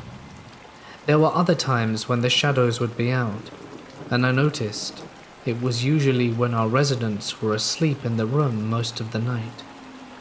I told my new co-worker about all I have seen on my home, and she laughed, saying I was just as crazy as the other people on the night shift. The next night after that conversation, she was to work a shift on her own. After that night, she demanded to be moved to another home. I was curious about her transfer and went to read the observation and home notes from the last night she worked. It said 4:30 a.m., all residents asleep in their beds throughout the night. I guess they didn't like the new girl's sense of humor.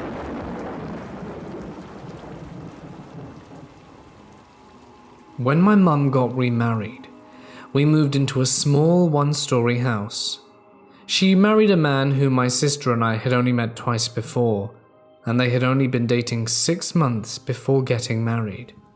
Even at 10 years old, I felt that it was quite a short amount of time to be marrying someone you'd only just dated a little bit. It was a house located on Nevada Street. It seemed fine at first, but I soon came to realize how unsettling it became. When my sister and I debated over who got the top bunk of our new rooms, we played rock, paper, scissors. I was victorious and rubbed it in her face. I enjoyed my top bunk that day, at least until night came. I don't remember how soon after moving in that it happened, but it wasn't too long, maybe less than a month, maybe 2 weeks. But I woke up in the middle of the night to loud thumps on the ceiling, like heavy boots walking right over my head. I was petrified. My body couldn't move because I was scared stiff. I just shut my eyes closed. Some nights it didn't sound like heavy boots. It sounded like little feet running across the ceiling. Just small thuds and then a boom. The sound of a small boy crashing to the floor of the ceiling. I would still wake up and be petrified.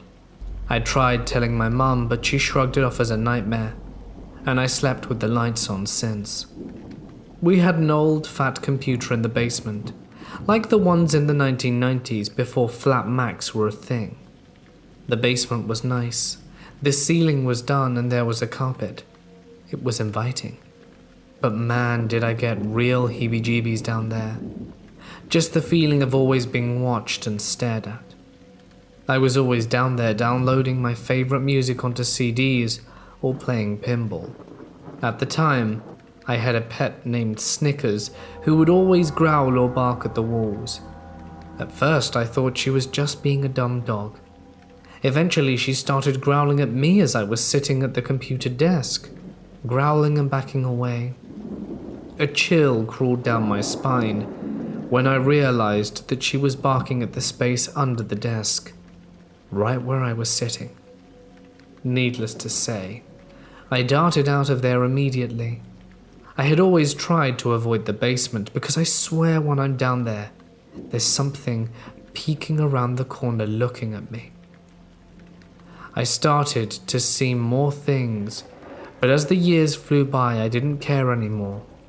From white shadows walking through the hallway to black figures climbing the walls, my mum wasn't listening anymore and could care less about what I had to say, so I just tried to ignore it. The thumps at night were still happening, and the feeling of being watched never went away. The thing that scared me the most was when I was 13.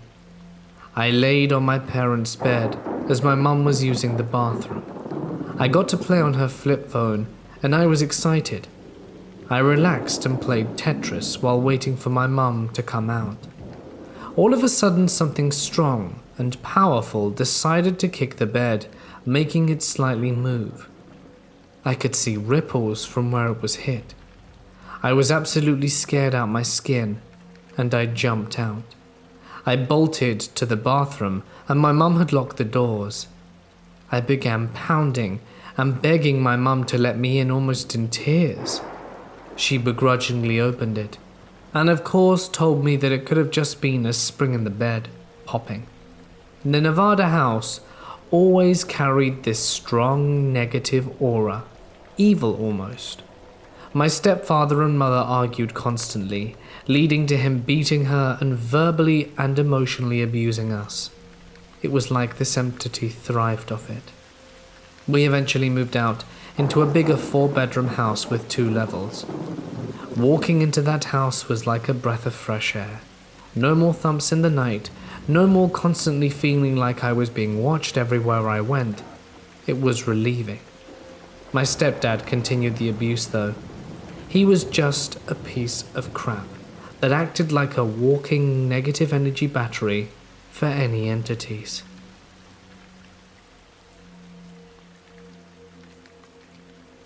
My grandfather was a truck driver and taught me everything I know about driving, especially in snow. I used to work at a drugstore, and one night I was closing another store in our chain, and we had a snow squall that unexpectedly dropped a few inches of snow in our area. I wasn't very familiar with the area, and I had my mum's car, so I wasn't used to that either. The snow was still coming down, and I couldn't see. So I was creeping home and panicking as I saw cars spinning out all around me. All of a sudden, I saw a light in my passenger side view mirror, and I turned my head, and sitting in the passenger seat plain as day, I saw my dead grandfather. I heard him say he knew that I was freaked out by the snow, and then I heard his voice rattling off all the things he taught me about driving in the snow.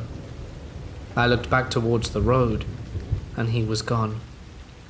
It was a calming experience when I saw him, and it was more, "Okay, Pop's here, I'm okay," instead of, "Oh my god, you're supposed to be dead," and I stopped panicking and got home without a problem.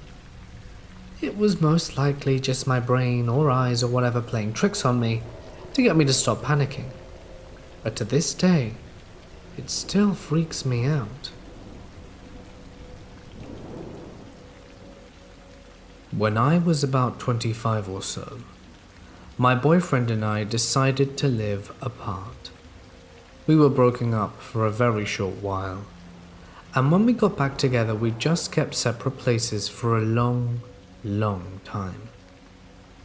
As a note, I highly recommend all women live on their own for at least a year before they decide to cohabitate. I learnt a lot of life lessons during this time. My apartment was pretty amazing for a young single woman who was supporting herself.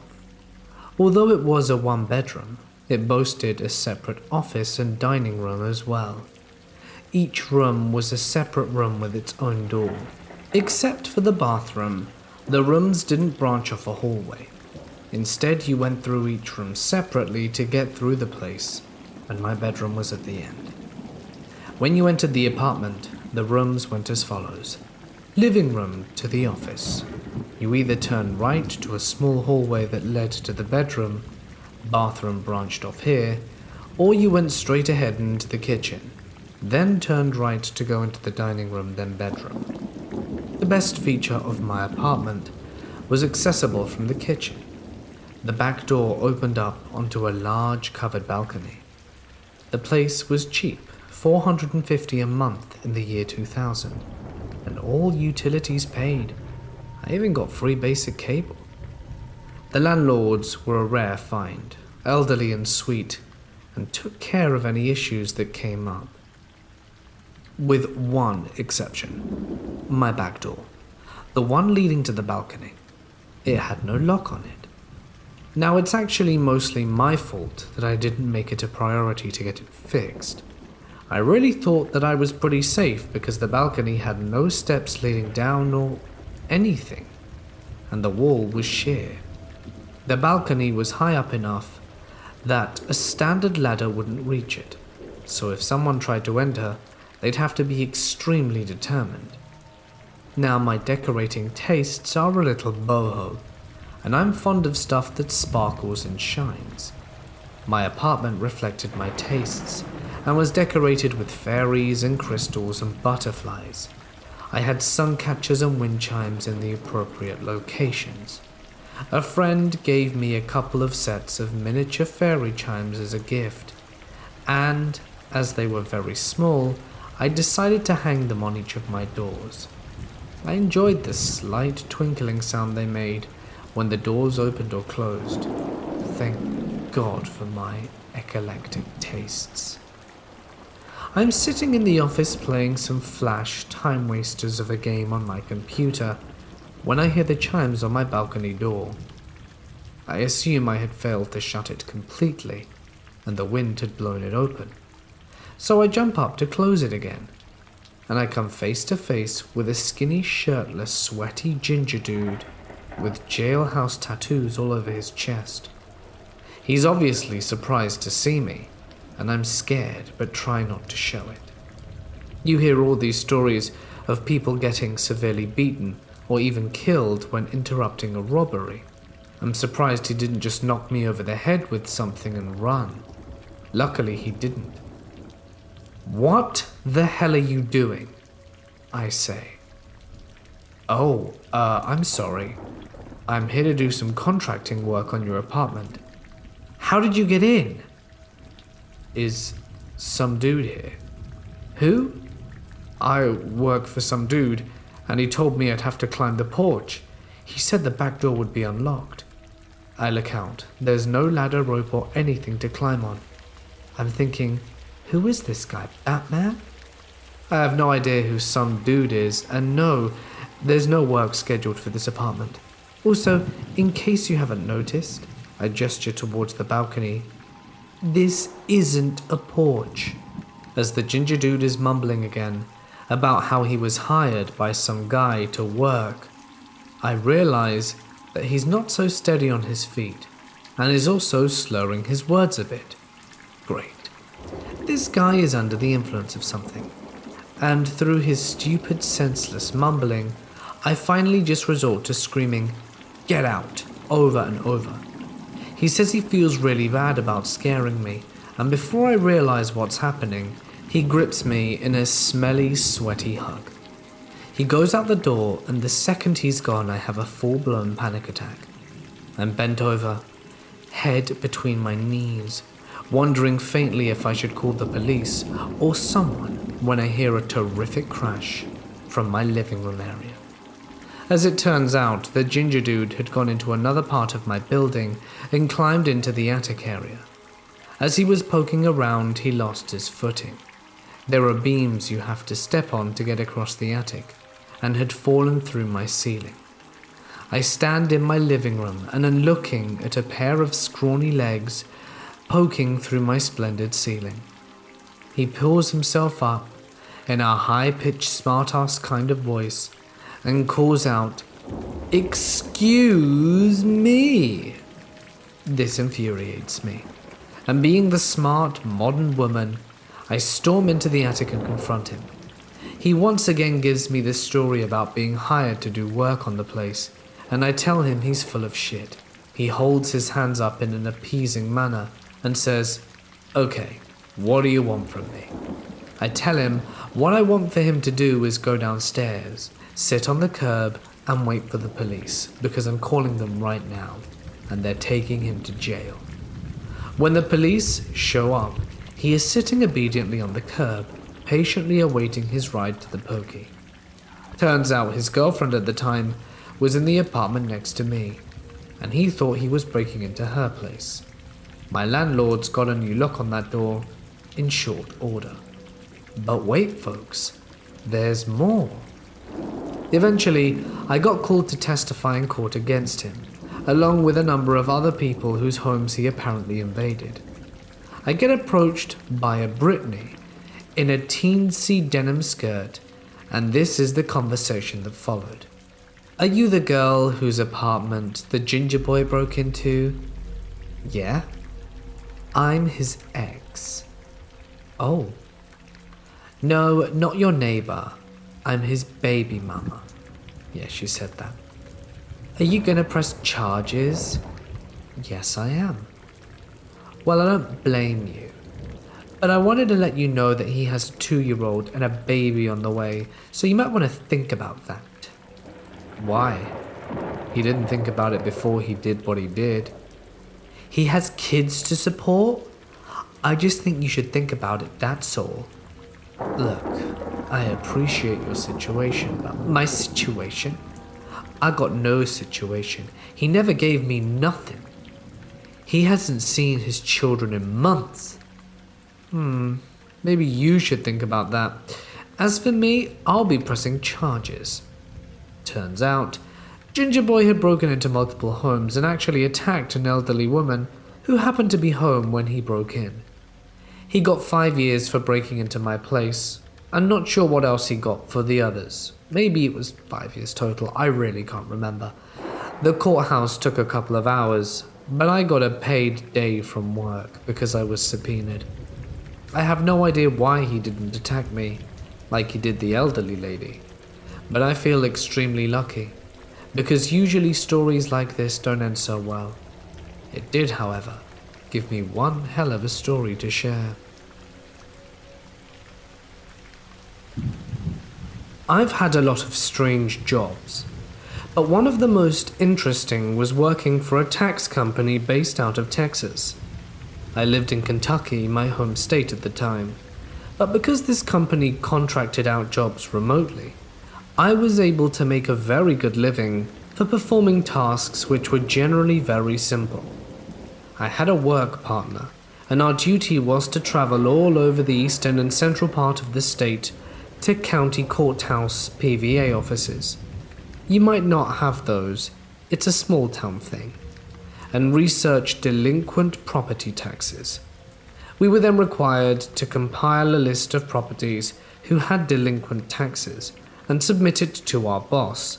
She was our primary contact in Texas.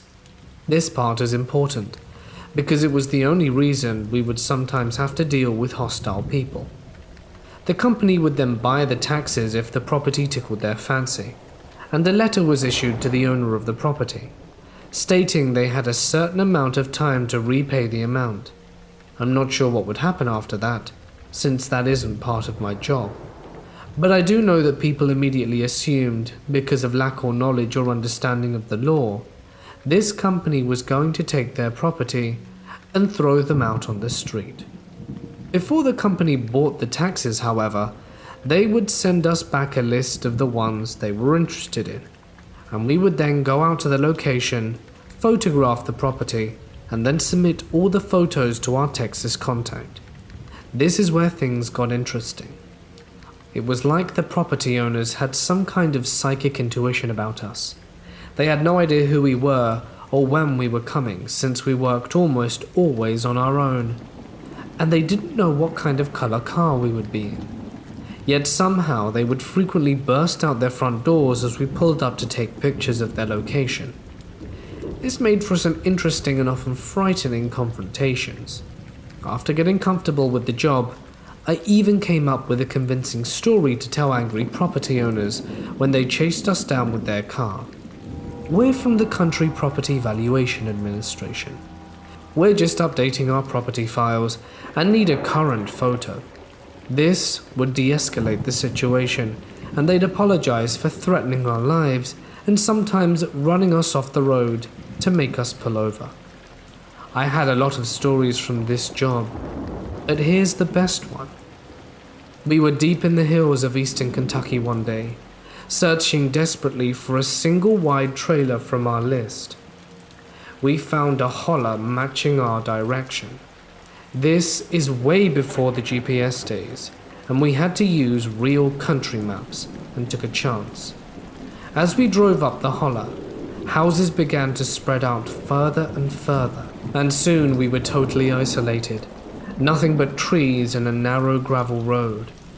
Suddenly we spotted the trailer. It didn't look anything like it did in the PVA picture. Time had really taken a toll on this place. Some of you might not understand this depending on where you're from, but around my home state, one grows very accustomed to the look and feel of a potential location for drug manufacturing. I know that might not make sense, but trust me, we knew immediately that this place was a prime location for a meth lab. We didn't spot the trailer until we had driven a little ways past it, so we didn't get a great photo on the way in. As usual, we decided to drive on by, turn around, and get the shot on the way back. Apparently someone saw us on the way in. This was a very rural road, and not even a road at this point, since it had turned to gravel a mile or two back.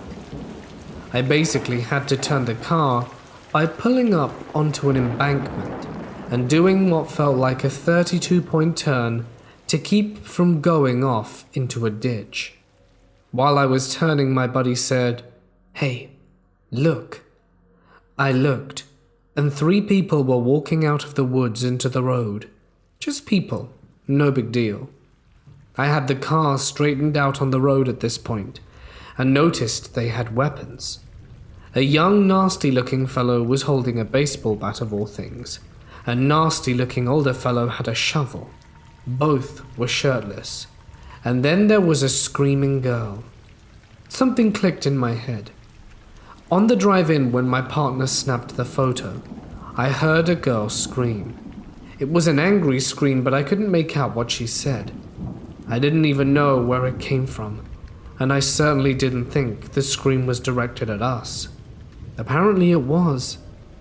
These people were now walking with intention towards my car. I kept thinking, is this really happening?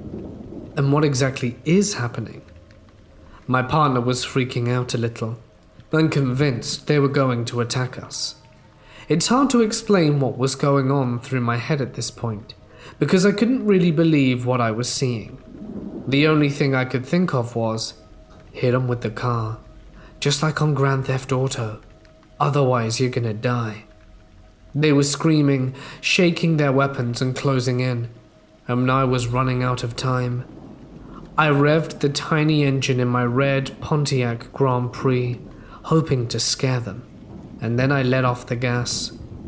I plowed towards them with the fury of all 6 cylinders, or 4, however many there were, and they jumped out of the way at the last minute, as I grazed by them, throwing gravel and dirt into the air. Once we were at a safe distance, I slowed down and looked back. Luckily they were gone. Unluckily, we were once again too far from the trailer to get a good shot. I explained this to my boss when I emailed her my day's recollection of property photos, and she seemed to understand. After that, I kept a loaded .45 in my glove box and felt significantly more confident while doing my job. I quit a couple of years later though. It was just too dangerous, even if I was packing heat. So to the hillbilly meth-making counterparts of Otis, Baby, and Captain Spaulding, let's not meet again.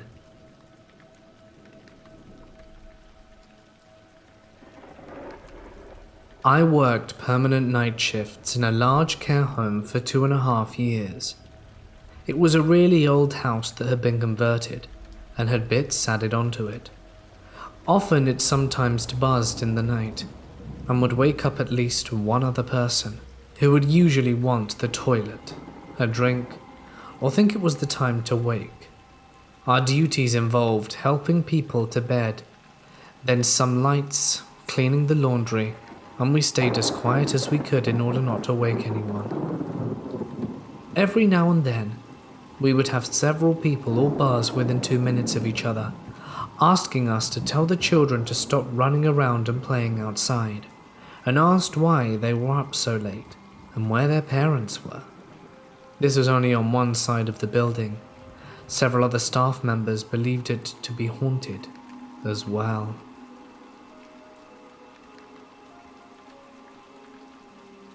When I was 16, I got a job as a personal assistant / cleaning lady for a very wealthy couple who lived in a big, beautiful mansion on Lake Michigan. It was a great job at the time, but after a while I had to quit because of everything that was going on.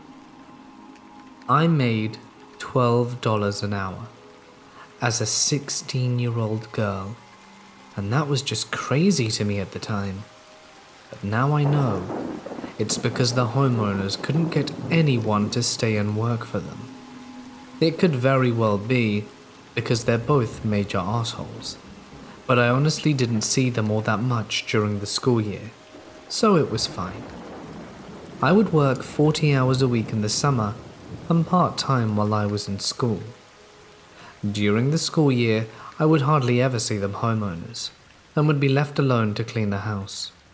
I had a key, alarm code, and gate code, so I could let myself in and out. In the summer months, I had help from a few other employees, but in the school year I did not. At first, I loved being in the house by myself. Don't get me wrong, the place was absolutely gorgeous, right on Lake Michigan, so I always would open the curtains to let the sunlight in and blast the surround sound speakers while I cleaned. It wasn't until I was by myself that I started noticing how weird this place was. Nothing ever exactly felt welcoming about the place. Sure, it was pretty to look at, but it was modern, and everything was hard marble and stone, not very homely feeling. My first experience happened when I was cleaning one day, in silence. I remember specifically not turning on the music, because I had a bad headache that day. All of a sudden, the speakers to the upstairs part of the house turned on. The way their speaker system works, you can control it by a touchpad in the kitchen, which would play the music everywhere besides the basement and master bedroom. To play music in those areas, you'd have to go to that touchpad and turn it on by controlling the pad and sync it up with the rest of the house. The reason that was so alarming was I was the only one there. I walked up the stairs to check out what was going on and figure out why and how the music had turned itself on seemingly by itself. I looked around and called out the homeowner's name, thinking someone came in without me noticing or something like that. But the doors were all still locked and no one was home. I shut off the music and went back downstairs, not thinking much of it. It started happening more often. I'd be listening to the music and it would turn off, or it would be off and would turn on in a completely different area of the house. I brushed it off as faulty and didn't think much of it. The second most prevalent story I remember from working was when I was cleaning the workout room in their basement. I never wanted to go in this room, and I really couldn't tell you why. Something about this room was weird. It was just super cold and dark, and I felt very anxious while being in there. I definitely tried to avoid it, But my boss would get mad when dust would build up, so I forced myself to go in there once a week to tidy up. I was in the workout room, using a broom and a mop, and I remember sweeping up the floor and prompting the broom against a machine while I used the mop. Suddenly the broom fell over, hitting the wall, the baseboard, and the floor as it fell, causing 3 distinct knocks. What I heard after scared me so badly, I refused to go back into the room by myself again. Immediately following the knocks made by the broom falling, 3 knocks responded in the exact same pattern the broom fell. But it was coming from inside the wall. I know what you're thinking, but no, it was not just an echo. It was not a scared animal. It was knocking. Deliberate knocking. I was completely alone in a big, quiet house in the middle of nowhere, and someone was knocking back at me from inside the wall. To this day, I have absolutely no explanation for what I experienced. Lastly, this was the first and only time I have ever seen anything paranormal with my 2 eyes. Then I know this time, it's not me being paranoid or crazy, because I was with a co-worker who saw it too. Sometimes, my boss would rent out her guest house, and we would clean it before the guests arrive. So this guest house has a glass hallway leading from one main area of the house to another. I was cleaning the glass while one of my co-workers, Bob, was standing next to me. Just then, I catch a glimpse of what looks like a boy in a blue shirt running by. I turned my head just as Bob turned his, and he asked if I had seen it too. Those are the craziest things that happened. It was nearly 6 years ago, and will always haunt me.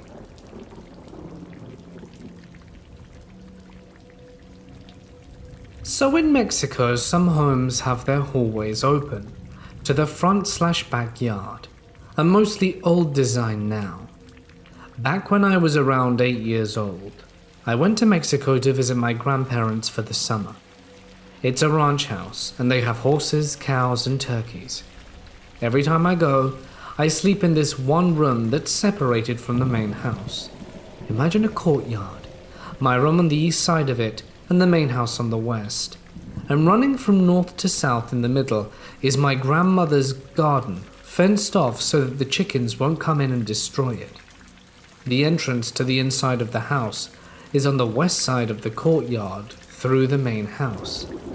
It had a heavy wooden double door, and one night before we went to sleep, we usually pray, and that night, my cousin did not want to teach me about a certain prayer, so I got upset and wished him bad things. At 3 a.m. we wake up to the sound of a horse walking on cement. I look out the window that's facing the courtyard and it's dark. For a second, I thought the horse got out of the corral, but the dogs would have been barking. The noise of the hoofs stomping on the cement got closer, and all of a sudden we see 2 red dots moving while the horse is walking, and we jump under the covers and start praying. The next morning, I asked my grandparents if they had heard the horse walking sounds. They said no and asked why, with an "oh shit" look on their face. I told them that we heard a sound as if a horse were walking inside the house in the courtyard. "Ah, the legend," they replied. According to her and the town, there is a trail in the mountains just a few hundred feet from where my grandpa's home is that is not very traveled because, as they call it, it's the Devil's Trail. He roams about on it with his horse occasionally. So yeah, I'll never forget that. The legend might be false, but the sound of the horse walking inside the house and seeing red lights move in the dark is real, as 3 of us witnessed it.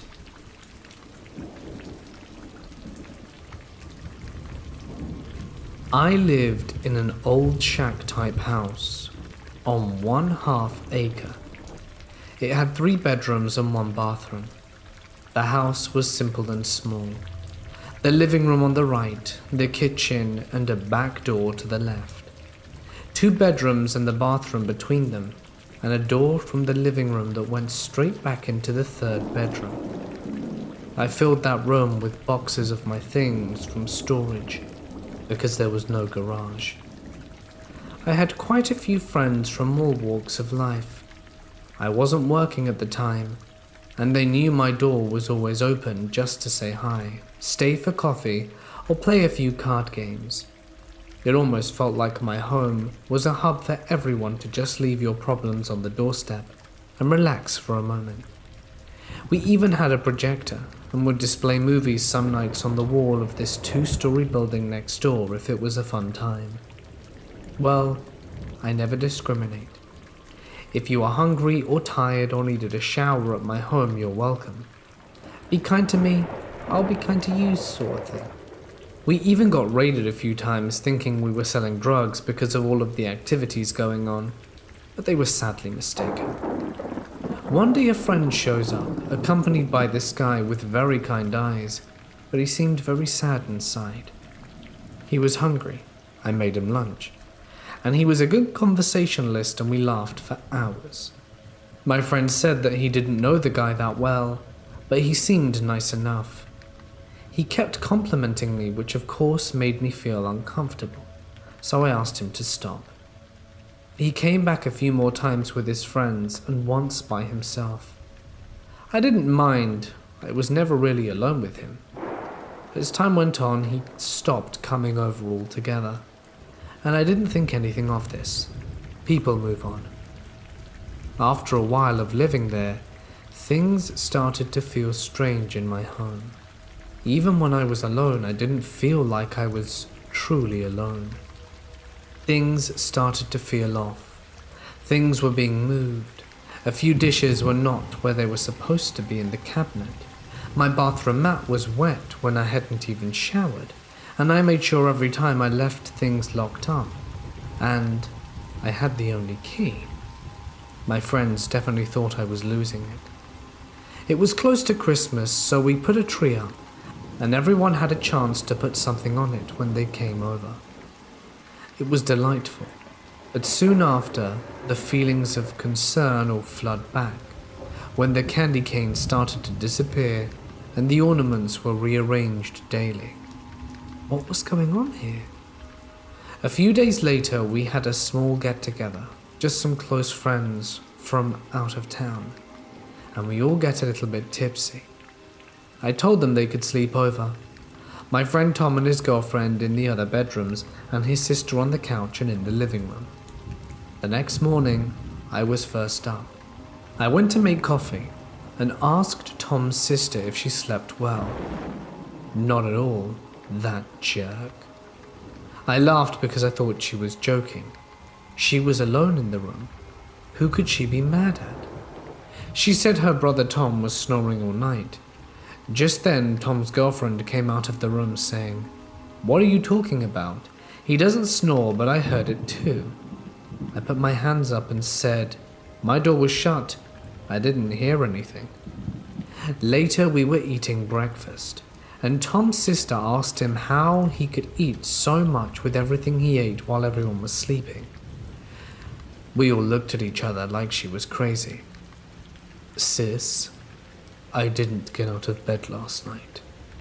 She argued that someone, a man, went to the kitchen and got food and then went back out, came back in and stood in front of the couch, sucking on a candy cane before going back to bed. He and his girlfriend insisted that it wasn't him. Okay, that was weird. Tom shared his concerns with me, being there alone, and to be honest, I was pretty freaked out at that point. Well, word got out that Tom was in town, so it wasn't before long that some friends came over to visit. They were only there for 30 minutes when Tom asked us all to go outside and check out something in his car. I was in the middle of something, but he put my arm in his hand and looked me straight in the eyes. "You have to see," while leading me to the door. Once we got outside, Tom turned to us and told us not to go inside, and two of his friends grabbed sticks and went back into my home with him. I heard yelling and a crash and ran to my door, but Tom's girlfriend stopped me. Soon after, they came out dragging a strange man with them. It was that guy with kind eyes. I didn't understand what was happening. Tom said he put two and two together with all the things I told him that were going on, and when he was standing by the bedroom door near the living room, he smelled urine. So he went around back and looked through the slats in the bedroom window and saw the man under my boxes hiding. He must have been eluding me for 2 weeks. The sheriffs were called, and they told Tom that they were looking for that guy for other crimes. To think the guy was just feet away from me, eating my food, watching me sleep, and God knows what he was doing when I wasn't home. What were his plans, and why was he there? After that day, I changed all the locks and got a dog. Thank you, Tom.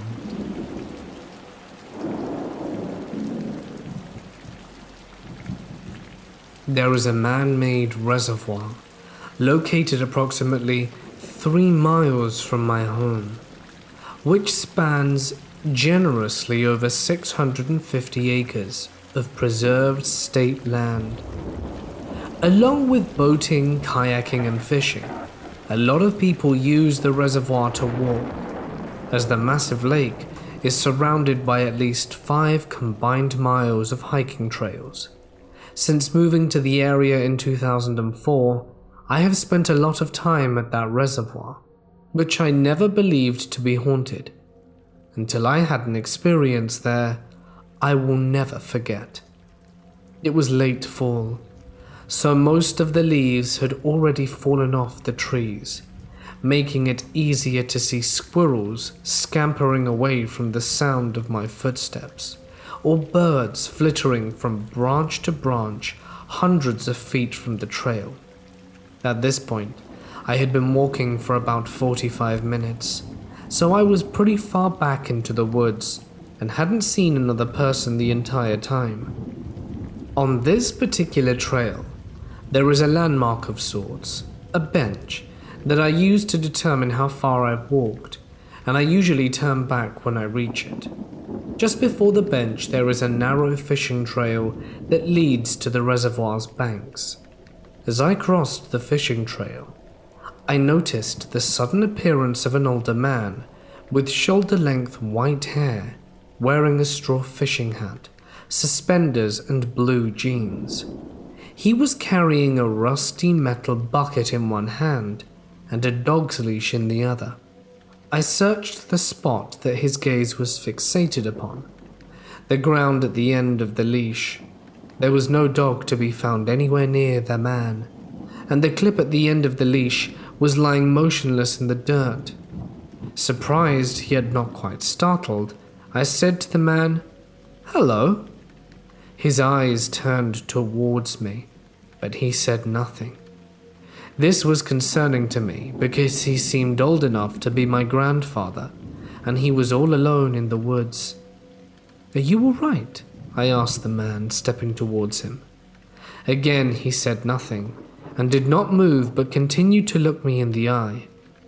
I decided not to pester the man anymore. Surely, if he was in some kind of trouble, he would tell someone. I stumbled along in semi-confusion towards the bench, the man now gone from my peripherals. When I reached the bench, I took a few minutes to stretch and take a swig of water, hoping that in that time the man would have crossed the trail and disappeared into the forest. Much to my surprise, as I approached the fishing trail once again, I still saw the man, and his eyes were once again cast down to the end of the leash. I kept my eyes from making contact with him this time, directing my focus on the fallen leaves and snarling branches in front of me. As I crossed the fishing trail once again, I could feel the man's eyes turn towards me, but I did not return his gaze. Instead, I waited until I had crossed the path and could look at him from a distance through the mostly barren trees. Underneath the brim of the man's straw hat was a grey complexion, contrasted by glowing yellow eyes looking straight into my soul. I could hardly believe what I was seeing, and it suddenly felt as if all my breath had been stolen away by the wind. I stared back for a moment, and then instinct took over, turning my crunching steps into panicked strides. Every few seconds I glanced back at the yellow eyes, hoping I'd imagined them, to no avail. They remained present, until I had gotten far enough away, and the density of the trees obscured them completely. What the hell was that? All I could think of was that question while I slammed my feet along the trail. I racked my brains for any and all logical explanations for what I had just seen, and came up with one that made some kind of sense. This man, definitely not a ghost but a man, had probably been fishing at the bottom of the trail and got tired on the way up, explaining his need to take a break. He probably isn't much of a people person and didn't want to have a meaningless conversation with me. I get it. As for his eyes glowing yellow, maybe the sun was catching them in a certain way. The more I reasoned, the more confused I became, and could no longer remember how long I had been running. As I rounded a corner, I almost ran into another hiker, and nearly jumped out of my skin at the sight of her. "Hi," the hiker said cheerily as she passed. I returned her greeting, then turned toward her and said, "Wait, this is going to sound insane, but I don't think you should walk down there."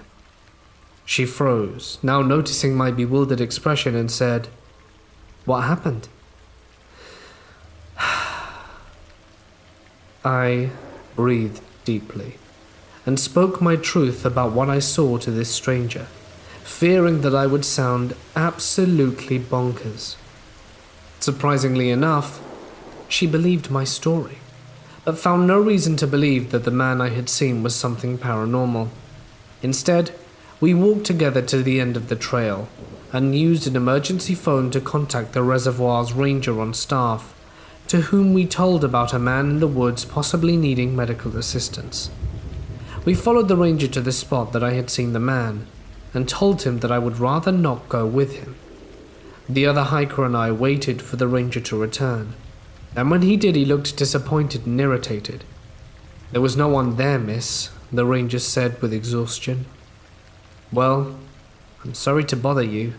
It just seemed like he needed help. He really didn't look well," I retorted.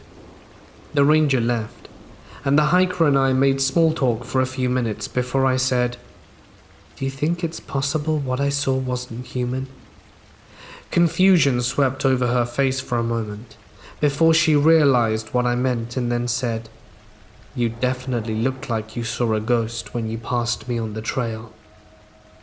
It's been years since these events transpired, yet I still find myself peering down the same fishing trail each time I pass it, expecting those yellow eyes and that twisted grey expression. I have never had another paranormal experience at this location, though I have sensed the presence of others many times while hiking here.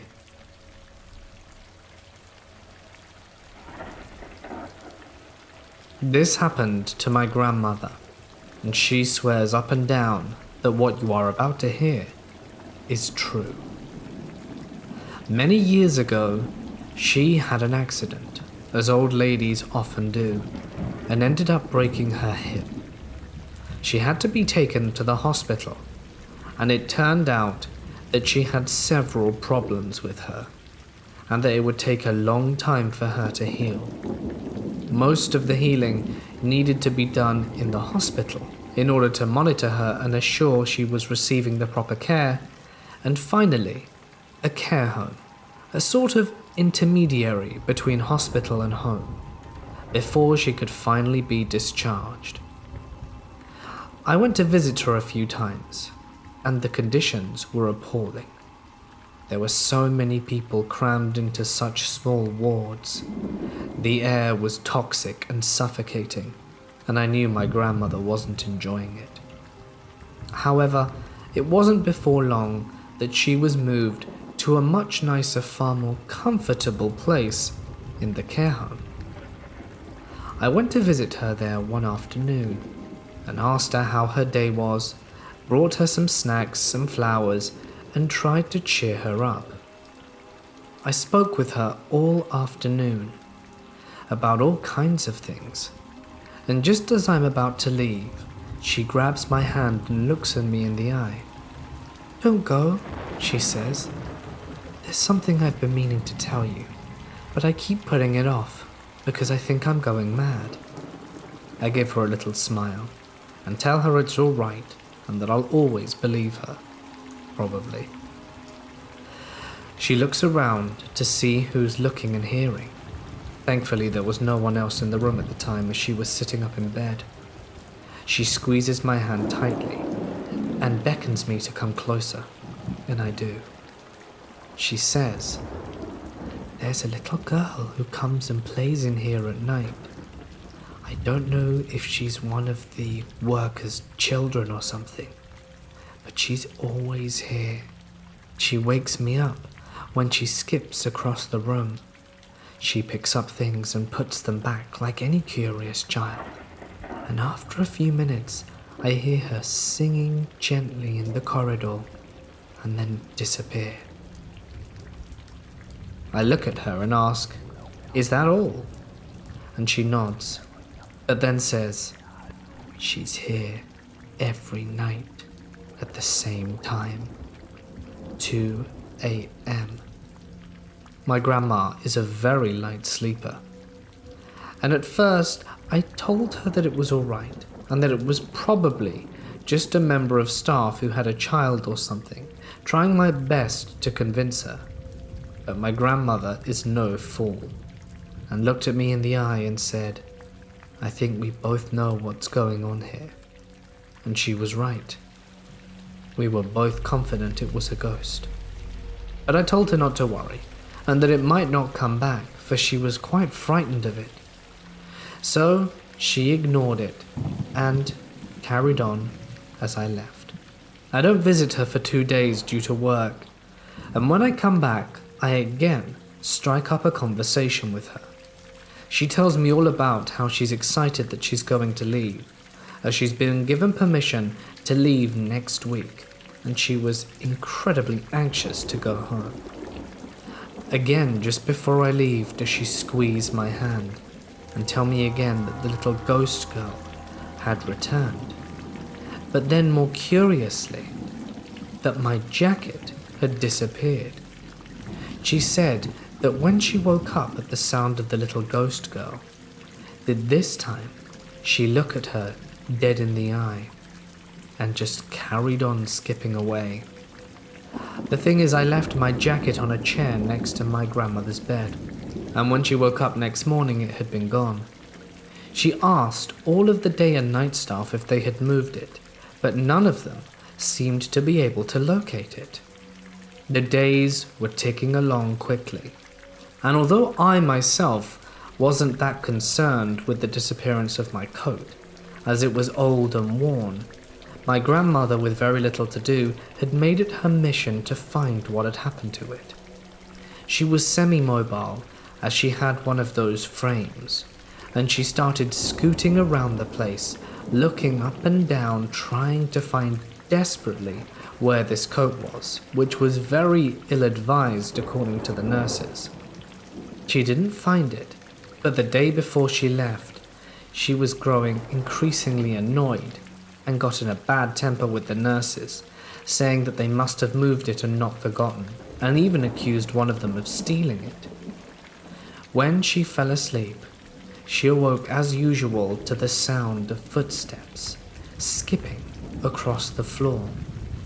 She opened her eyes and saw the little girl quickly dart past the door of her room, and just as she was about to close her eyes again, did she notice my coat resting gently on the chair. She was convinced that either the ghost girl had moved it and was returning it to her before her departure, or she had found where it had been lost and was giving it back. In any case, my grandmother thought it was a very nice gesture and was happy and calm with the ghost girl for one last time. She left the next day, her health improved, and to this day she is still fine. But the question in my mind remained about these strange happenings. So about a year later, when I had some free time, I decided to look into the place where this hospital care home was. It turns out that in 1910, this was a school that operated in the area. It wasn't until the Second World War that this school was hit by a bomb. Although there were no kids here when it happened, there was a family that lived next to the school, and all of the inhabitants of that house perished. I came to find out that a family of 4, a son, a daughter, and a mother and father, had all lived there and died. I know the girl was around 10 years old and the son about 3, so it's likely in my head that the girl could have attended the school very next door to her home, and that this is where she chooses to haunt, as it must be where she spent many an hour and fun times during her brief life on this plane. Little ghost girl, thanks for getting me my coat back. I hope you have a safe and peaceful existence. A number of years ago, my family moved into a new house in the countryside. It was a beautiful Georgian mansion, very rare and very old, beautifully maintained. The previous owners were selling it at a ludicrously low price, and my parents had always dreamed of owning a home like this, and so they obliged. It wasn't before long, probably within the first few days, that we figured something was off. The house needed a lot of work, restorative work. Lots of the wood had started to go moldy and definitely needed replacing. The previous owners obviously didn't live here, and as such, it had deteriorated considerably. In any case, my parents had a lot of work cut out for them, and it was while they were clearing rubbish away that we saw something spooky. We were all just moving things and putting what we wouldn't need in bin bags to throw it out. When down the hallway we looked up, and all 4 of us saw a little girl happily and obliviously skipping away into the darkness. My dad immediately called out, "Hey, what are you doing?" and run over to see who this girl was and why she was in the house. His assumption was that she thought this house was still abandoned, which it no longer was, and was trespassing, despite the fact there were now cars in the driveway. But upon a thorough search of the house, did he find nothing. Sightings of this little girl continued. There'd be some nights where I'd hear giggling down the hallway, or I'd hear my door creak open and see a pair of eyes staring at me before vanishing into the dark. Every one of my family members was afflicted by the curse of this little girl. Her infernal laughter, the fact that she breathed behind your head, and when you turn around she wouldn't be there. It was driving my parents mad. They tried to get in contact with the previous owners, but they had moved out of the country, and my parents were starting to see why. They did some local research and didn't find a lot about the house. But about 4 months later, when my mum was digging up the garden, did she unearth something unexpected. She found a shoe, and as she was pulling the shoe out of the ground, did she see that it was attached to a skeletal leg. The police were called, and it turns out that she had unearthed the remains of a small girl, probably no older than 6 to 8. This was a terrifying discovery. We paid for a casket and gave the little girl a funeral. Only after that did the activity truly die down. Not altogether though, just slightly minimized. As time went on, the activity nearly completely stopped, and we almost forgot that we had a ghostly inhabitant in our home. The house, as it turns out, was a lot harder for my parents to do than they originally thought. It needed so much more work and money than they were prepared to invest, and sadly had to sell the property and take a loss. I was glad to no longer be the plaything of some spiritual girl from the 5th dimension. The next house we moved into was completely ghost-free, and that's the way I think I'll have my life from here on out.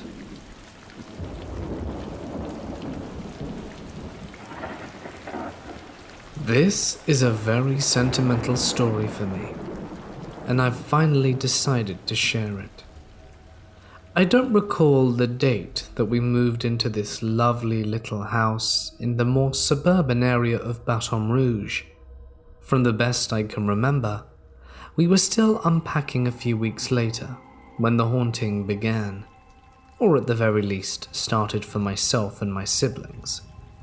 I was alone at the time, in my room, not in the house, playing with my toys, when I felt a presence in the room with me. I looked up and scanned the room, finally resting my eyes on a girl standing in my doorway holding a cat. Even after all these years, I can still remember what she looked like. Barefoot and wearing a yellow sundress.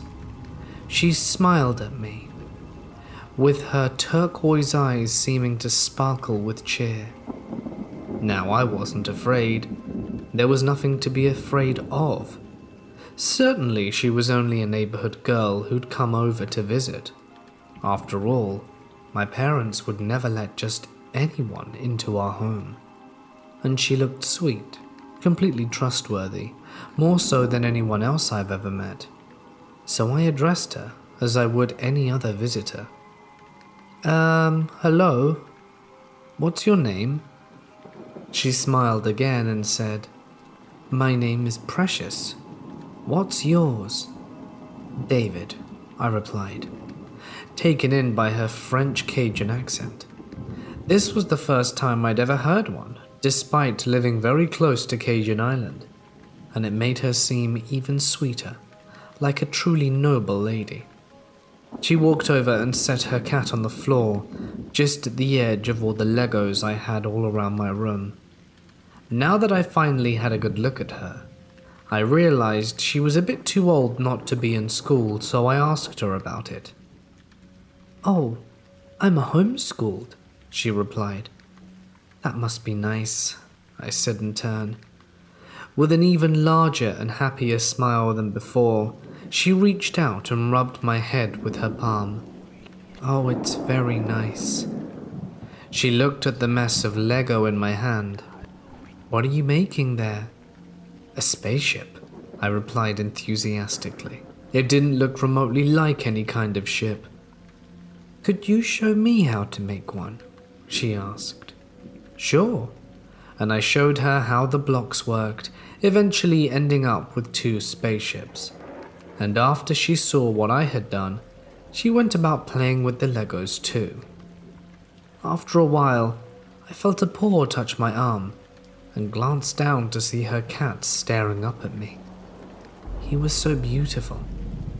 So I reached down to stroke his fur, feeling a softness I'd never experienced before or since. "Is this your cat? I don't think we have one." "Of course. I like having him nearby. He's my friend." "Can he be my friend?" "Of course he can. He certainly seems to like you." I'll stop the story here. As you can see, she was quite normal, indistinguishable from any normal kid in every way. But the haunting didn't end with nearly daily visits from my friend. Soon, we started noticing paranormal activity around the house. It was always mild, non-threatening stuff, like things moving around or whispers. There was one thing that happened from time to time though, and that was her and her cat running off bad people. Whenever someone came in who was scummy in any way, lights would flicker, or they, the visitor, would see a cat staring at them, its face scrunched up and hissing, like it was getting ready to rip their face off. We didn't have a cat at the time, and our electricity was faulty. We quickly learnt that these things only happened when questionable folk were in the house, and from what I was told a decade later, those people often ended up in trouble later on down the line. After living there for just over 2 years, we had to move to a new place, as my father found new work in a town several hours' drive to the north. I actually remember saying goodbye to Precious, and we both teared up. It was heartbreaking to leave my closest friend behind.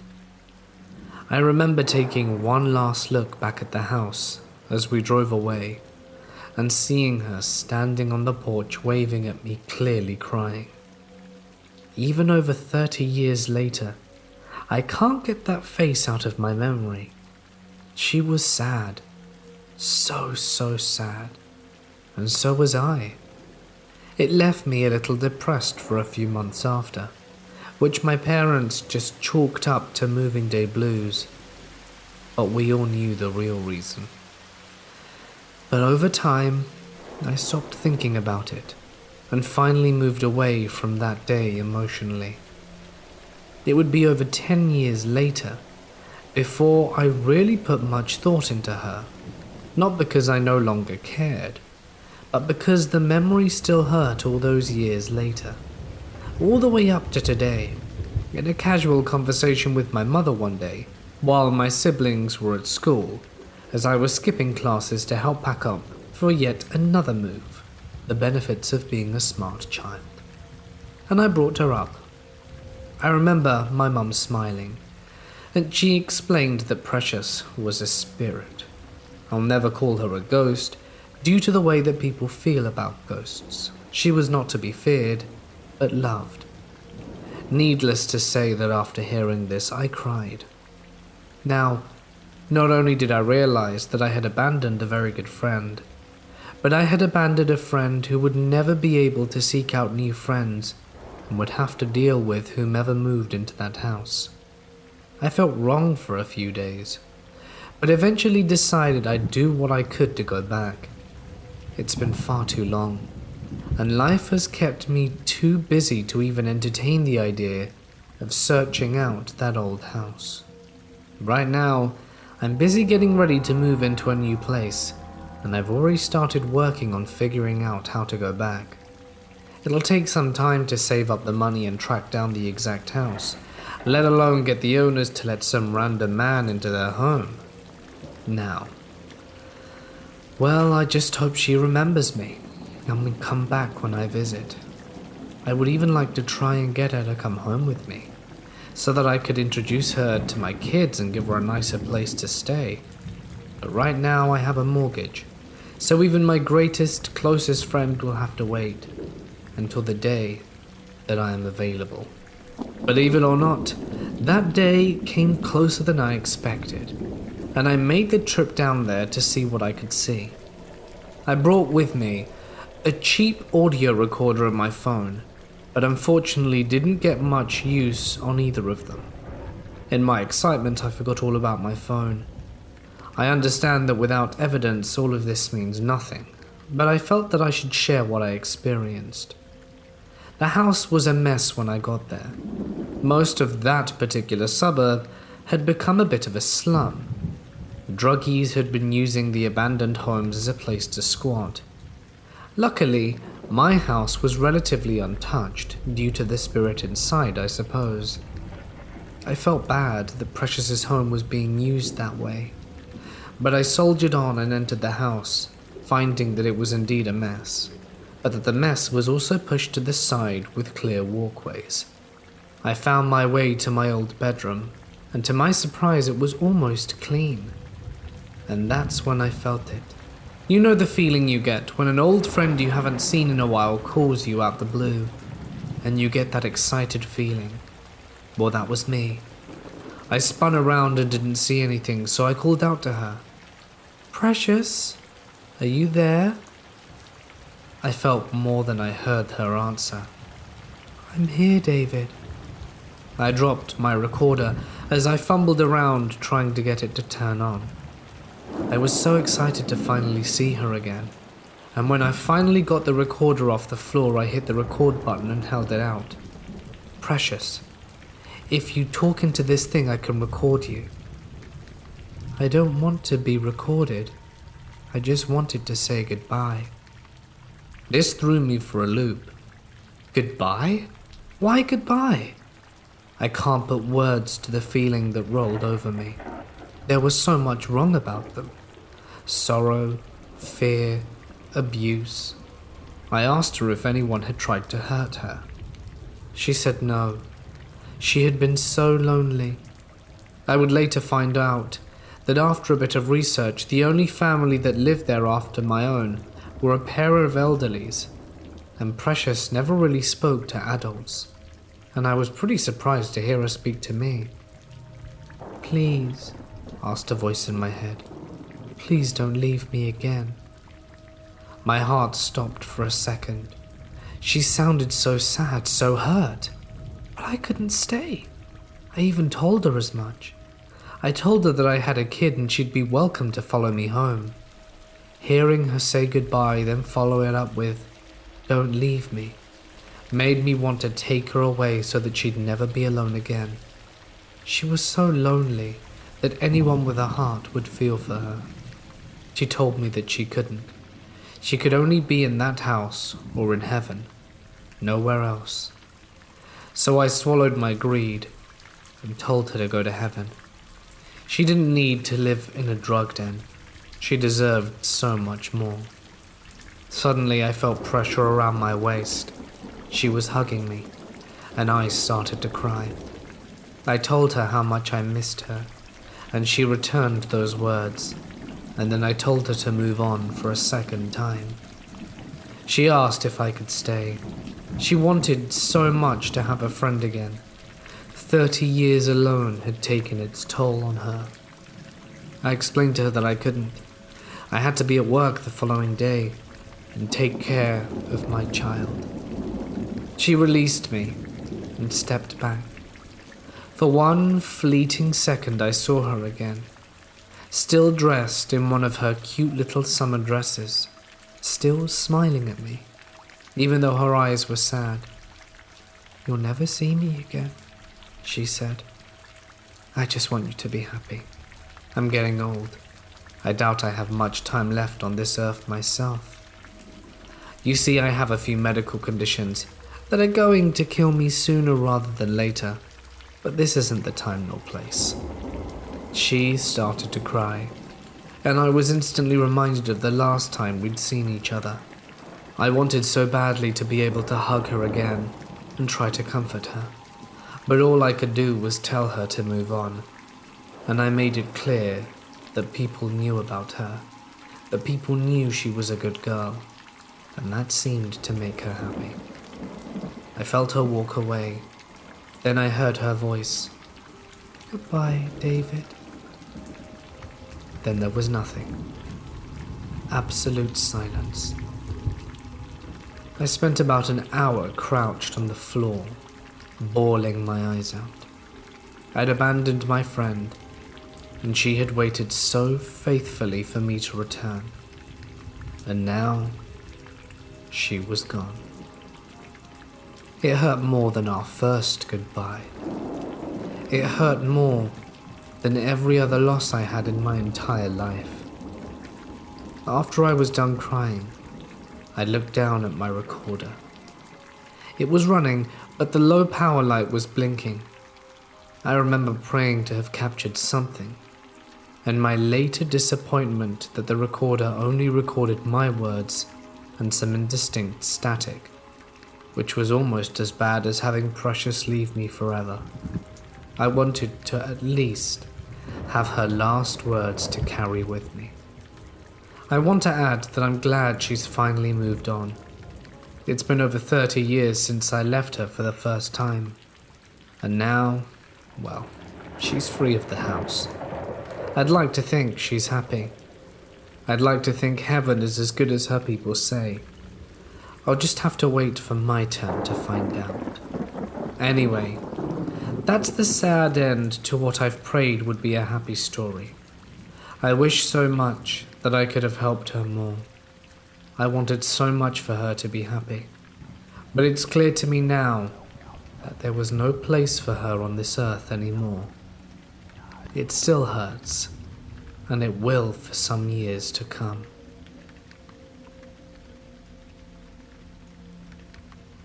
I just got home from a reasonably big night out. It's 4:30 a.m. and stinking hot in this part of Australia. I walked in the door, opened the fridge, and was so happy to find 3 icy cold beers. I take 2 of them, walk upstairs to bed, and read and drink myself into a boozy sleep. The first issue. The beers are not twisty tops. They need a bottle opener, and after some sloppy drunken attempts using the handle of a drawer by my bedside table, I head back downstairs to get an actual bottle opener. I turn on the kitchen lights, which are so bright they make the space behind my eyes burn. I squint around to find the bottle opener, which I can't find, so I use the solid edge of a large kitchen knife. It's a risky choice, but the bottle cap is now off the beer, and I'm happy. I turn off the alien blinding kitchen light and head upstairs, but something through the front of my house that looks onto the street catches my eye. I stop at the bottom stair, and all the hairs on the back of my neck and arms stand.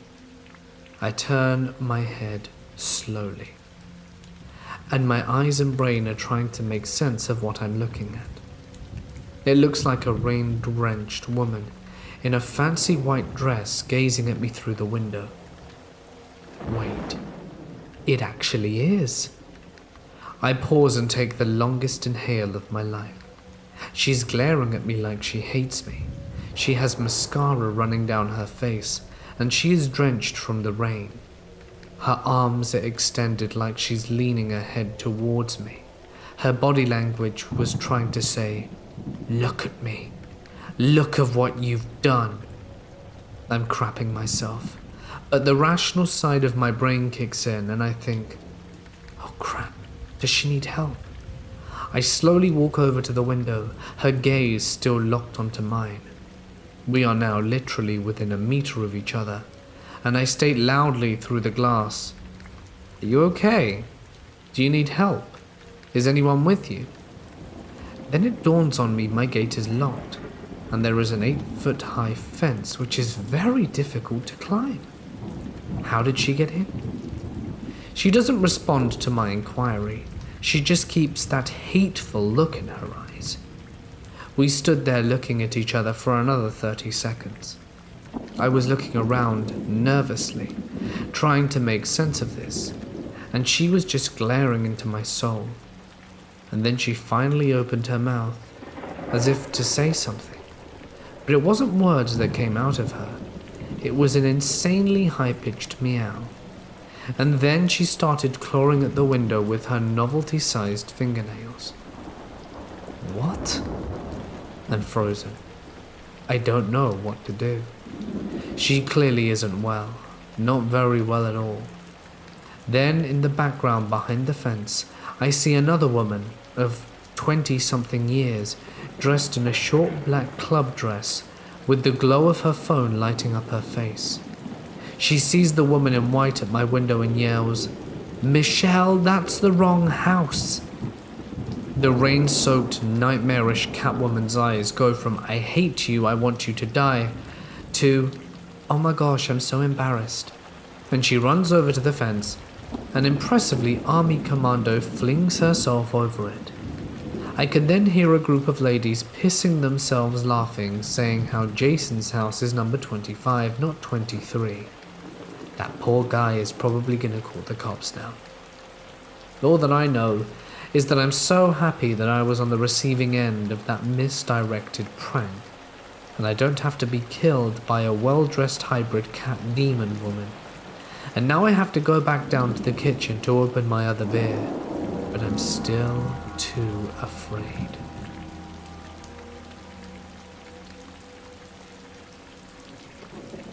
This happened 2 years ago in Oregon. It was my birthday in April. We took a trip deep woods hiking and camping, as that was my favorite thing to do. I also remember this incident well, as this was a time when my wisdom tooth was flaring up, and I was in pain. Not excruciating, but certainly annoying. We had spent the day driving around the woods and hiking when nightfall had started to set in. It had rained all day, sometimes hard, and other times barely a mist. But as the sun started to set, you could tell there was a nasty spring storm rolling in. We drove up a remote forest road that hadn't been maintained in what seemed like years. The trees had grown into the road and scraped against the vehicle, but we liked camping off the beaten path to avoid humans. We had come to an area where the road widened on the top of the butte and was surrounded by second-growth forest and some scattered old-growth trees. We stopped the car and prepared the car for sleeping. I don't sleep in a tent anymore. I flat out refuse. We had sat in the car listening to the wind pick up, and it was going to be a nasty storm. The trees were rocking, and it was a bit unnerving. Being on a high point on the terrain made the wind a bit worse. We had the windows down, as there was more wind, and the rain was only a drizzle.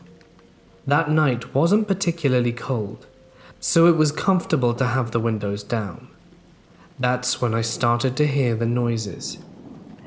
Every so often I'd hear what sounded like two men talking off in the woods. You can hear it more clearly from my side of the car, when the wind calmed down in between gusts. You could kind of hear it when the wind picked up, though, more drowned out. I could tell whatever it was making these sounds was off at a distance. You couldn't make out anything they were saying. It sounded like they were having a very continuous conversation, though, as there were never any breaks in the noise. My roommate was talking, and I asked him to stop for a moment and listen. He then heard the voices and didn't know what to make of it. Then things got ugly. At least my fear level shot to that point. We started to hear what sounded like a baby crying off in the distance on my roommate's side of the car. That for some reason made me absolutely nauseous. It's the middle of nowhere, pitch black outside, and all these noises are not your typical crickets and are louder than the winds of the storm. As these noises seemed to get closer, we decided we'd had enough and drove in the direction of leaving this forest road. When we got to about 2 miles down the road, it intersected with a more maintained forest road, and we stopped there to organize all the stuff, as we had gotten comfortable, leaving blankets on us and food out. As we sat there organizing the stuff, we heard the sound of people talking at a distance. Then they stopped altogether. We sat there in silence for 15 minutes, and you could hear something running down the road from behind the car.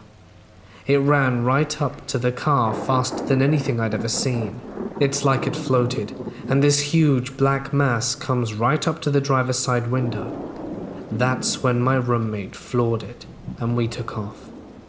I couldn't see any details of this creature, as it was pitch black outside, but it was extremely large and dark. The mass was like an upright cow running up to your car. We ended up getting to the main highway and drove another half hour down the ridge and camped elsewhere. By then we were exhausted. Nothing happened at the new location, but I was on edge. It was a birthday I'll never forget. I still deep wilderness hike, but with protection. And even then I still feel intimidated at times. As you're walking, you seem to feel fine. But when you stop for a break, you catch that feeling sometimes, like something is staring daggers through you from the tree line.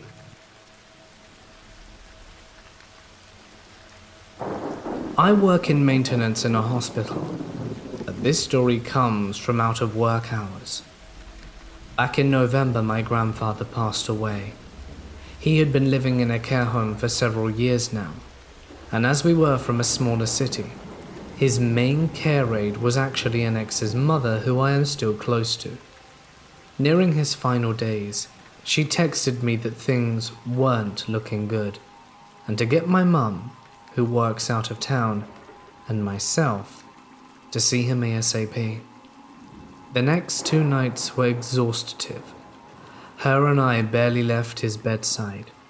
We were wetting his lips, rubbing his head, and singing Charlie Pride, and telling him stories from my childhood and from my mum's.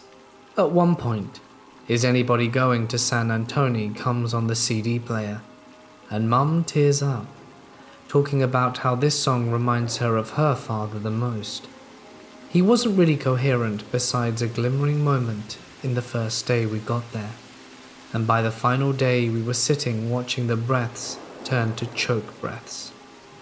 As the hours got nearer, my ex's mum was contacted and came in on her day off to sit with us for that final hour. My mum had her father's head in her lap, and we still had Charlie Pride on the radio. She was whispering in her ear to stop being stubborn, and that she could take care of her brothers, and that she had me to take care of her. The gaps got longer and longer in his breaths. My ex's mum was sitting next to me, the CD player behind us, and my mum laying on the opposite side of the care home bed. All of a sudden his breathing stops, and in that moment so did the CD player. It hadn't skipped once the whole weekend. My mum figured Tyrene had turned it off, starting to sob, assuming it was to signify he was officially gone. I sat and looked at Tyrene like, did that just happen?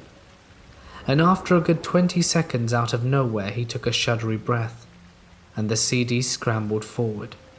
And the song just before Is Anyone Going to San Antonio, not sure if that's the name of the song, but it was about not wanting to miss someone, started playing. And then he was gone by the end of San Antonio, the song that Mum remembered him most by.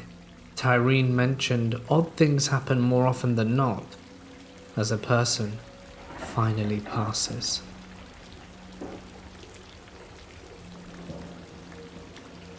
Almost 2 years ago, my boyfriend and I decided to move from one house to a much bigger one that had belonged to his aunt. At the time of the move, my son was 2 and my daughter just a few months. A few weeks after moving in, I noticed my son would get out of bed and walk down the hallway and not say anything, just stare at me. I would ask him if he needed something, but he would never respond. I'd pick him up and carry him back to bed. I assumed maybe he was just sleepwalking, since I also used to sleepwalk as a child. One night he wakes me up, and he's all in a panic, trying to get me to follow him into the living room. He would just keep randomly repeating, "Come on, Mummy, come on." So I get up, and we walk to the living room and the TV's on. It's just a static screen, so there's nothing playing, and he's staring at me with a very blank expression. I assume he's sleepwalking again. I ask him if he turned the TV on, and he said no.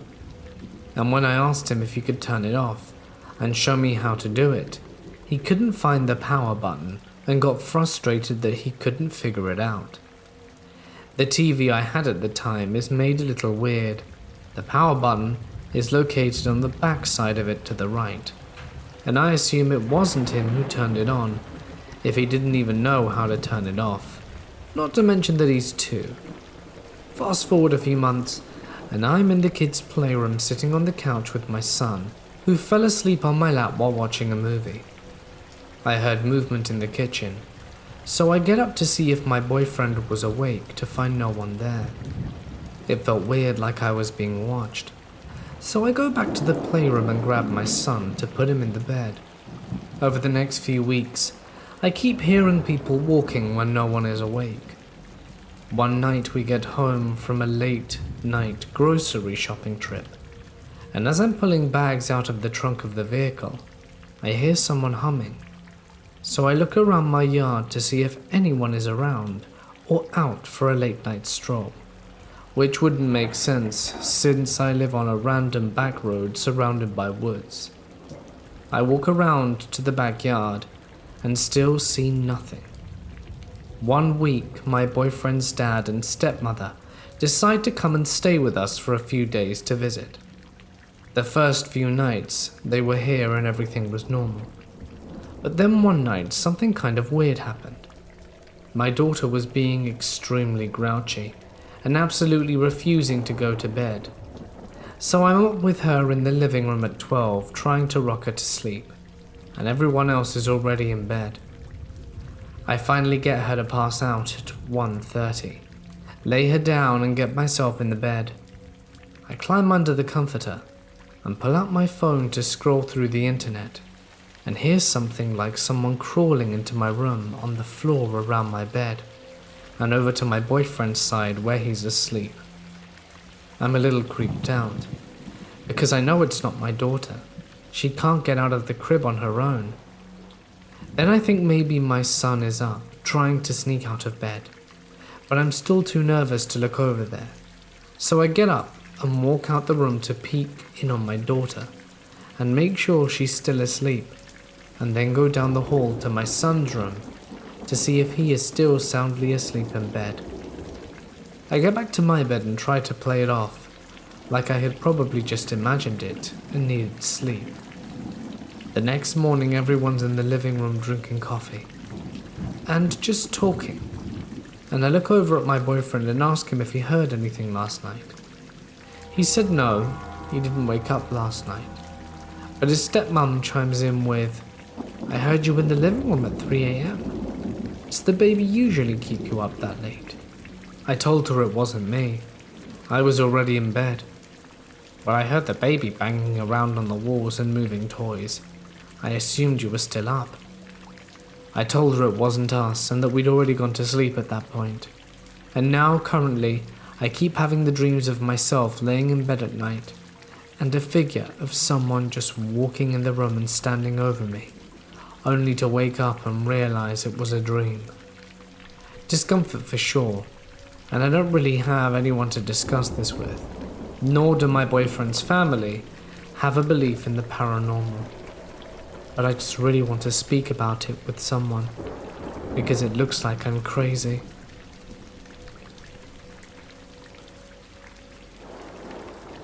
Important things to know. When I go out into my tiny backyard, I can see directly over to a home care center. There is also a forest near me, with a main courtyard that is said to be haunted by 3 ghosts. It's actually really pretty, and have stood there since. I live up north in Denmark, but the building I live in is from 1958, so it isn't that old. There once was a cellar, but it's covered now. We've had the place cleansed twice and it's helped, but I'm sure that the thing is back.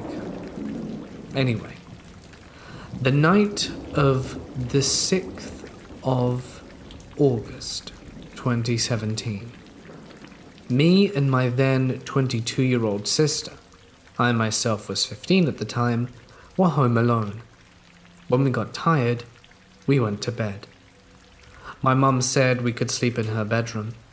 My sister fell asleep before me, as I have trouble sleeping, and it doesn't help that I'm a paranoid person. Well, I just laid with my phone when I heard the sound of glass set on the table. My mum always drinks Pepsi Max, so I assumed it was her. Our table was made of marble, so it's also quite a loud sound. Not long after I heard that, the sound of our toilet door locked. I messaged my mum and asked her if she came home earlier than she planned. She said no, and asked why. "Oh, I just thought I heard you," I responded. "You see, we have 2 floors. Me and my sister were occupying the top floor, and not more than 10 minutes after, I heard the sound of small children's feet running through the corridor.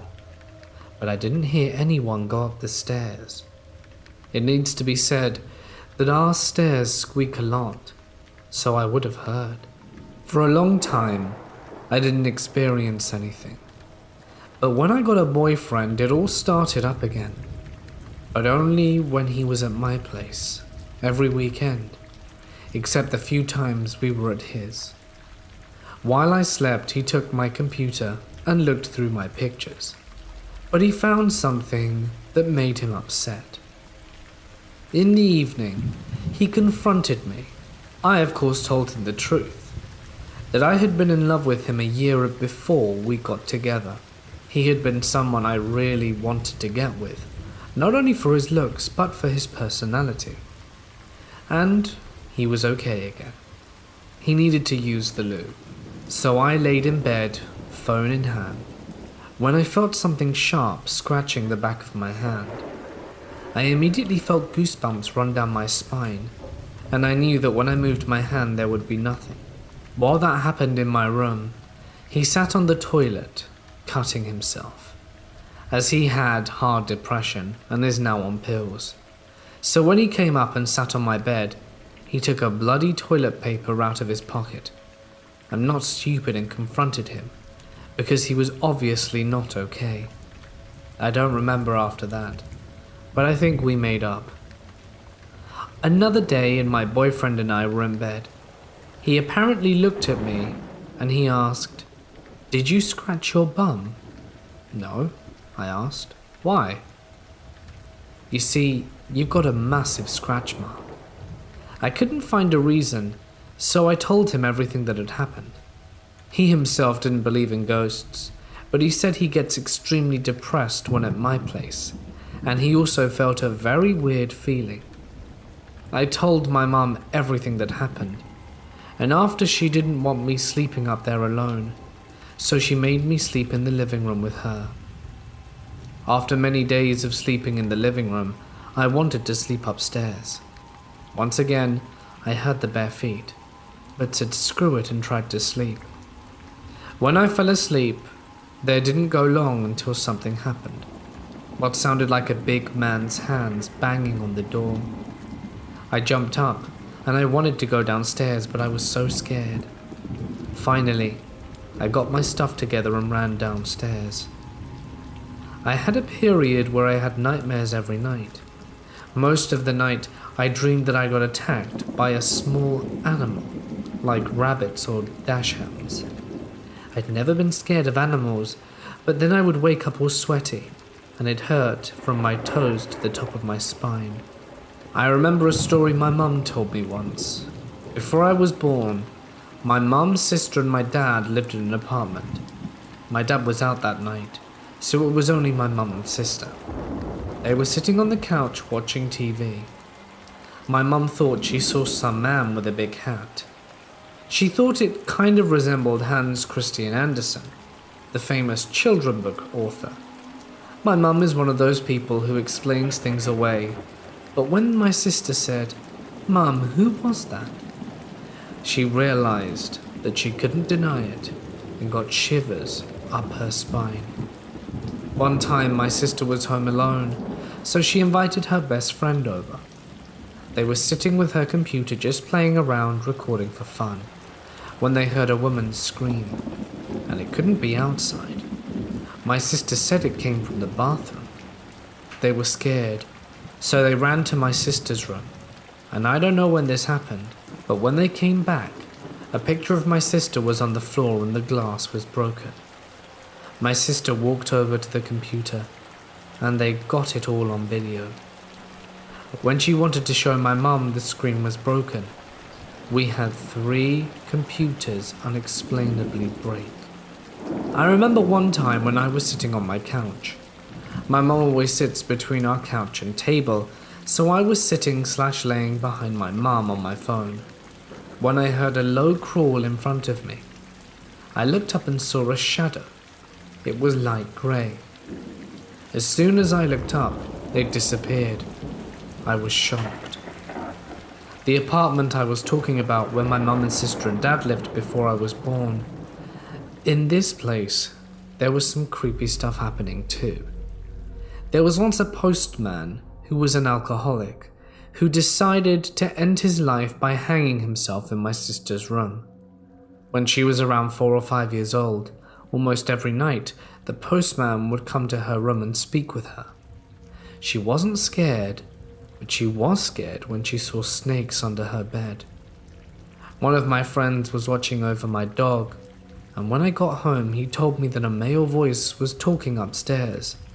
I asked if it could be the neighbor, but he told me the dogs reached, so it couldn't have been the neighbors.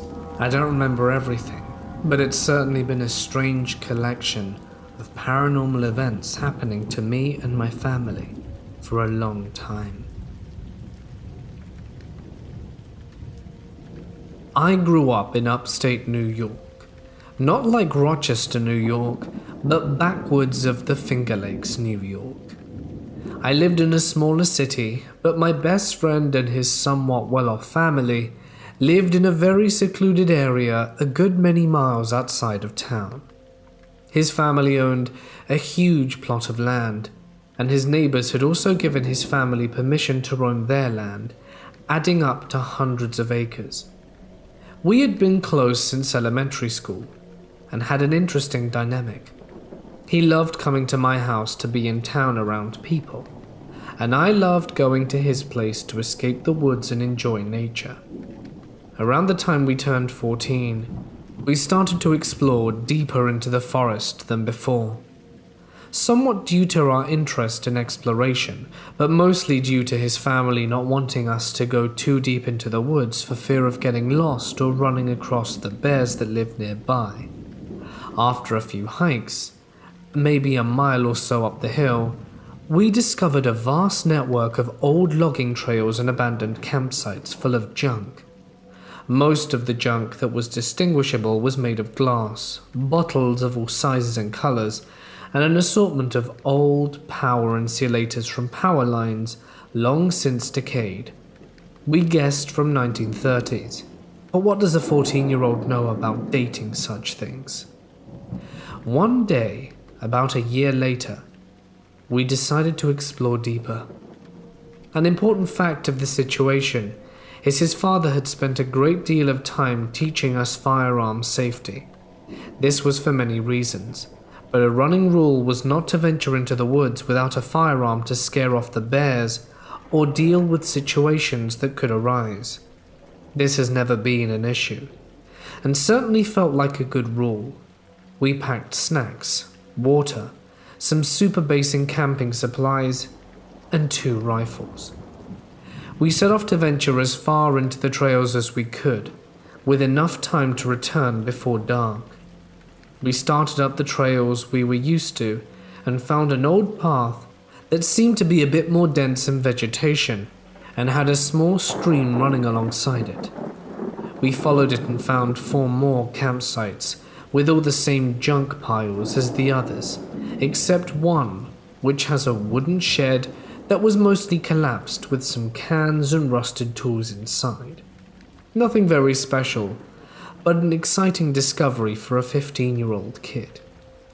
We proceeded another mile or so, and we noticed a dark silhouette about a quarter of a mile down the trail. Clearly a large structure, but definitely not a house or shed. As we got closer there, we clearly saw the rectangular wooden structure. It was in good condition despite clearly being very old. A single door on the end of the short side was closed, as were the 6 windows along the long side, leading towards the stream that ran to the right of the trail. There was rotting wood along the stream edge, which we figured was once a water wheel to power whatever this building once did. As we approached the door, we readied the flashlight we had, but something strange happened. It might have been our nerves in the moment, of course, but the normal sounds of the wood dimmed. No leaves shaking, no animals scurrying, nothing. Even the stream seemed silent. The sort of silence which makes your skin crawl. The sort of silence where you can seem to hear your own blood flow. We opened the door and turned on the flashlight. It was very dark inside, as the wooden shutters kept the light out quite well, with small slivers of light peeking between the various boards making up the structure. The room was small and mostly empty. On the left, a small workbench stood with a rusty saw blade and some rusted chains on it. Otherwise, only some nails sticking out of the wall broke up the room. We walked towards the door across the room and opened it, with the trail of light from the front door following us, as we had no intention on closing it. We stepped into the next room, and immediately suffered a series of shivers and goosebumps, but neither of us wanted to seem scared to the other, so we continued looking around. We scanned the room, which was a bit more exciting than the last two. Larger windows on each side, and yet another door opposite us, with many more rusted items around. As we looked over the various rusted items, we slowly walked deeper into the room, and we approached the center of the room as it grew darker. Suddenly, the front door shut. We both jumped and looked back, shining the flashlight, but nothing was there, except the door with its faint bands of light shining through its old boards. We caught our breath and decided it must have been the wind, and pressed on. We approached the door, and it was certainly noticeable we both wanted to get out of here, due to the unease of the air inside. We entered the last room, and it was the same as the first, except there was a larger table instead of a bench along the wall. Nothing sat on it, but a hammer lied on the floor at its base. The hammer seemed newer than the previous items, but we would not have time to inspect it, as we jumped in terror when the first door to the prior room slammed shut. This was clearly not the wind, and both of us immediately panicked. We drew our rifles and yelled as we slowly backed towards the door in the room we had not opened yet. We noticed the light through its boards as we entered the room, so we assumed it was the exit, and now it was the only option we felt we had. We yelled again this time, forming words instead of the frightened yell we had before. "Is someone there?" But nothing. We opened the door behind us, watching into the dark room we had been in previously, and stepped out into the silent woods. We looked around and saw no one, which was almost more unsettling than it would have been had there actually been someone. We started walking down the trail towards his home, using the stream as a navigation marker. As we started to lose sight of the structure, we thought we saw something outside the door that we had exited. We were startled, but we were almost certain it wasn't there before. A shadow that resembled the outline of an average-height person. We pressed on another half-mile or so and started to hear twigs and sticks breaking a good ways behind us. We turned around and looked, but saw no movement. Instead, a shadow almost silhouetting a person stood by a tree about 500 yards from us. "Hello? Why are you following us? We're armed." But again, no response. No movement, not a noise. It just existed there next to the tree.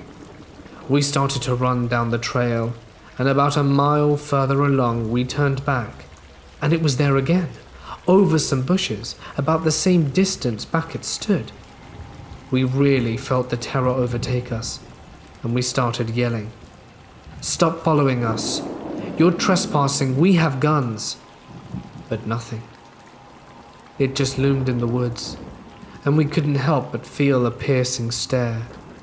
We continued to run, and once we neared his house, we turned back again in a fairly large clearing, only a mere 1/3 of a mile from his house or so. But again there it was in the tree line at the end of the clearing. We yelled, "Go away! You're trespassing, we're gonna fire at you!" Childish, but we felt cornered at this point, so my friend fired a warning shot towards it, hoping it would run, or at least flinch. Instead, it almost felt like the world stopped for a moment. Everything felt strange in a way I could best compare to the feeling you have after waking up from the strangest falling dream. It did not move. This was such an unexpected reaction that we turned and ran to his house as fast as we could. Once inside, we hid in his basement playing video games and attempting to pretend like none of it had happened. Many years later, we rounded up a group of friends and hopped on an ATV to return to the structure. We rode the entire length of the stream and found many campsites, but never again did we find that building. It simply was not where it should have been. I don't know how to explain this story, but I know it's kept me up many a night. Has anyone else had this sort of thing happen? Or perhaps an explanation?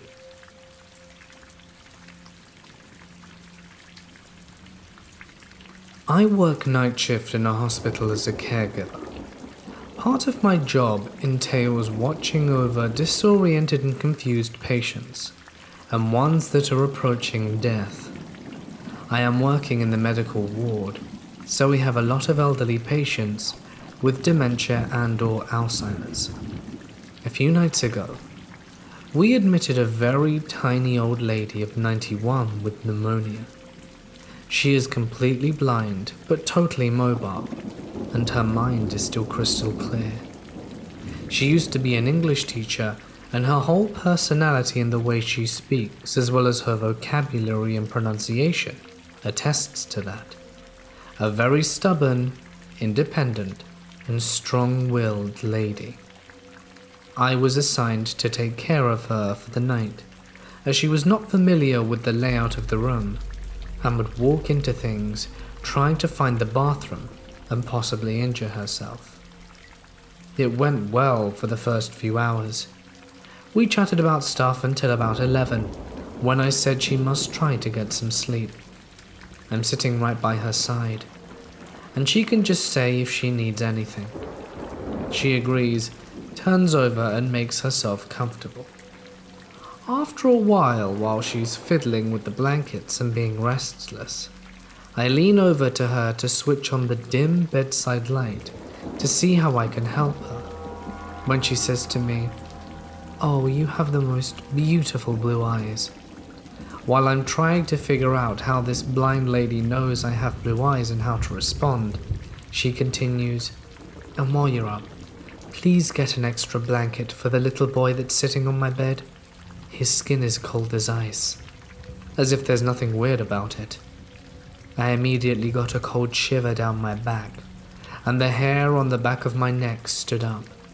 As if that wasn't enough, the call bell in the bathroom in the room started ringing without anyone being there. I switched the bell off and told her that I would be back now with a blanket, and went to ask a colleague to relieve me and take a blanket in.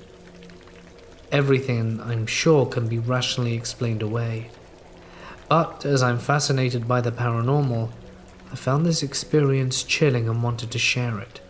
Lots of weird stuff happens at the hospital, especially at night, and it's easy to get creeped out when alone in the dark with a dying or disoriented patient.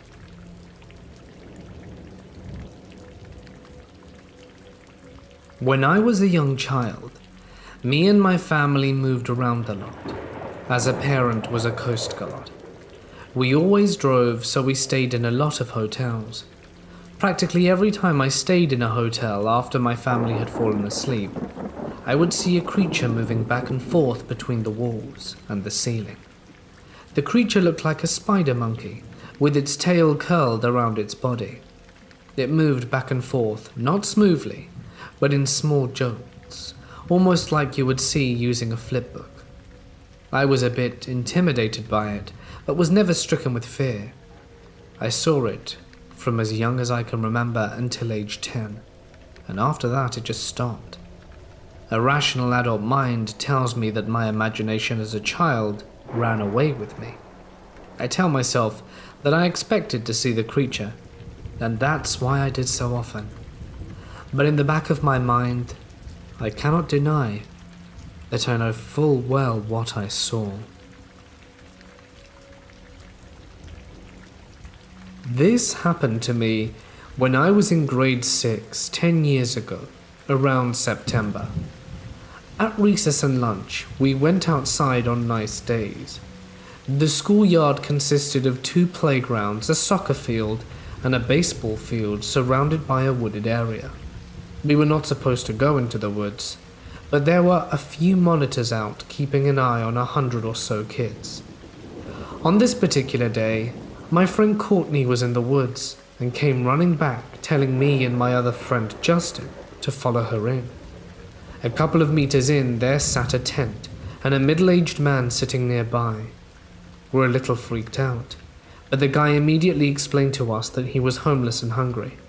Us, thinking we were clever, asked to see his ID to know if we could trust him.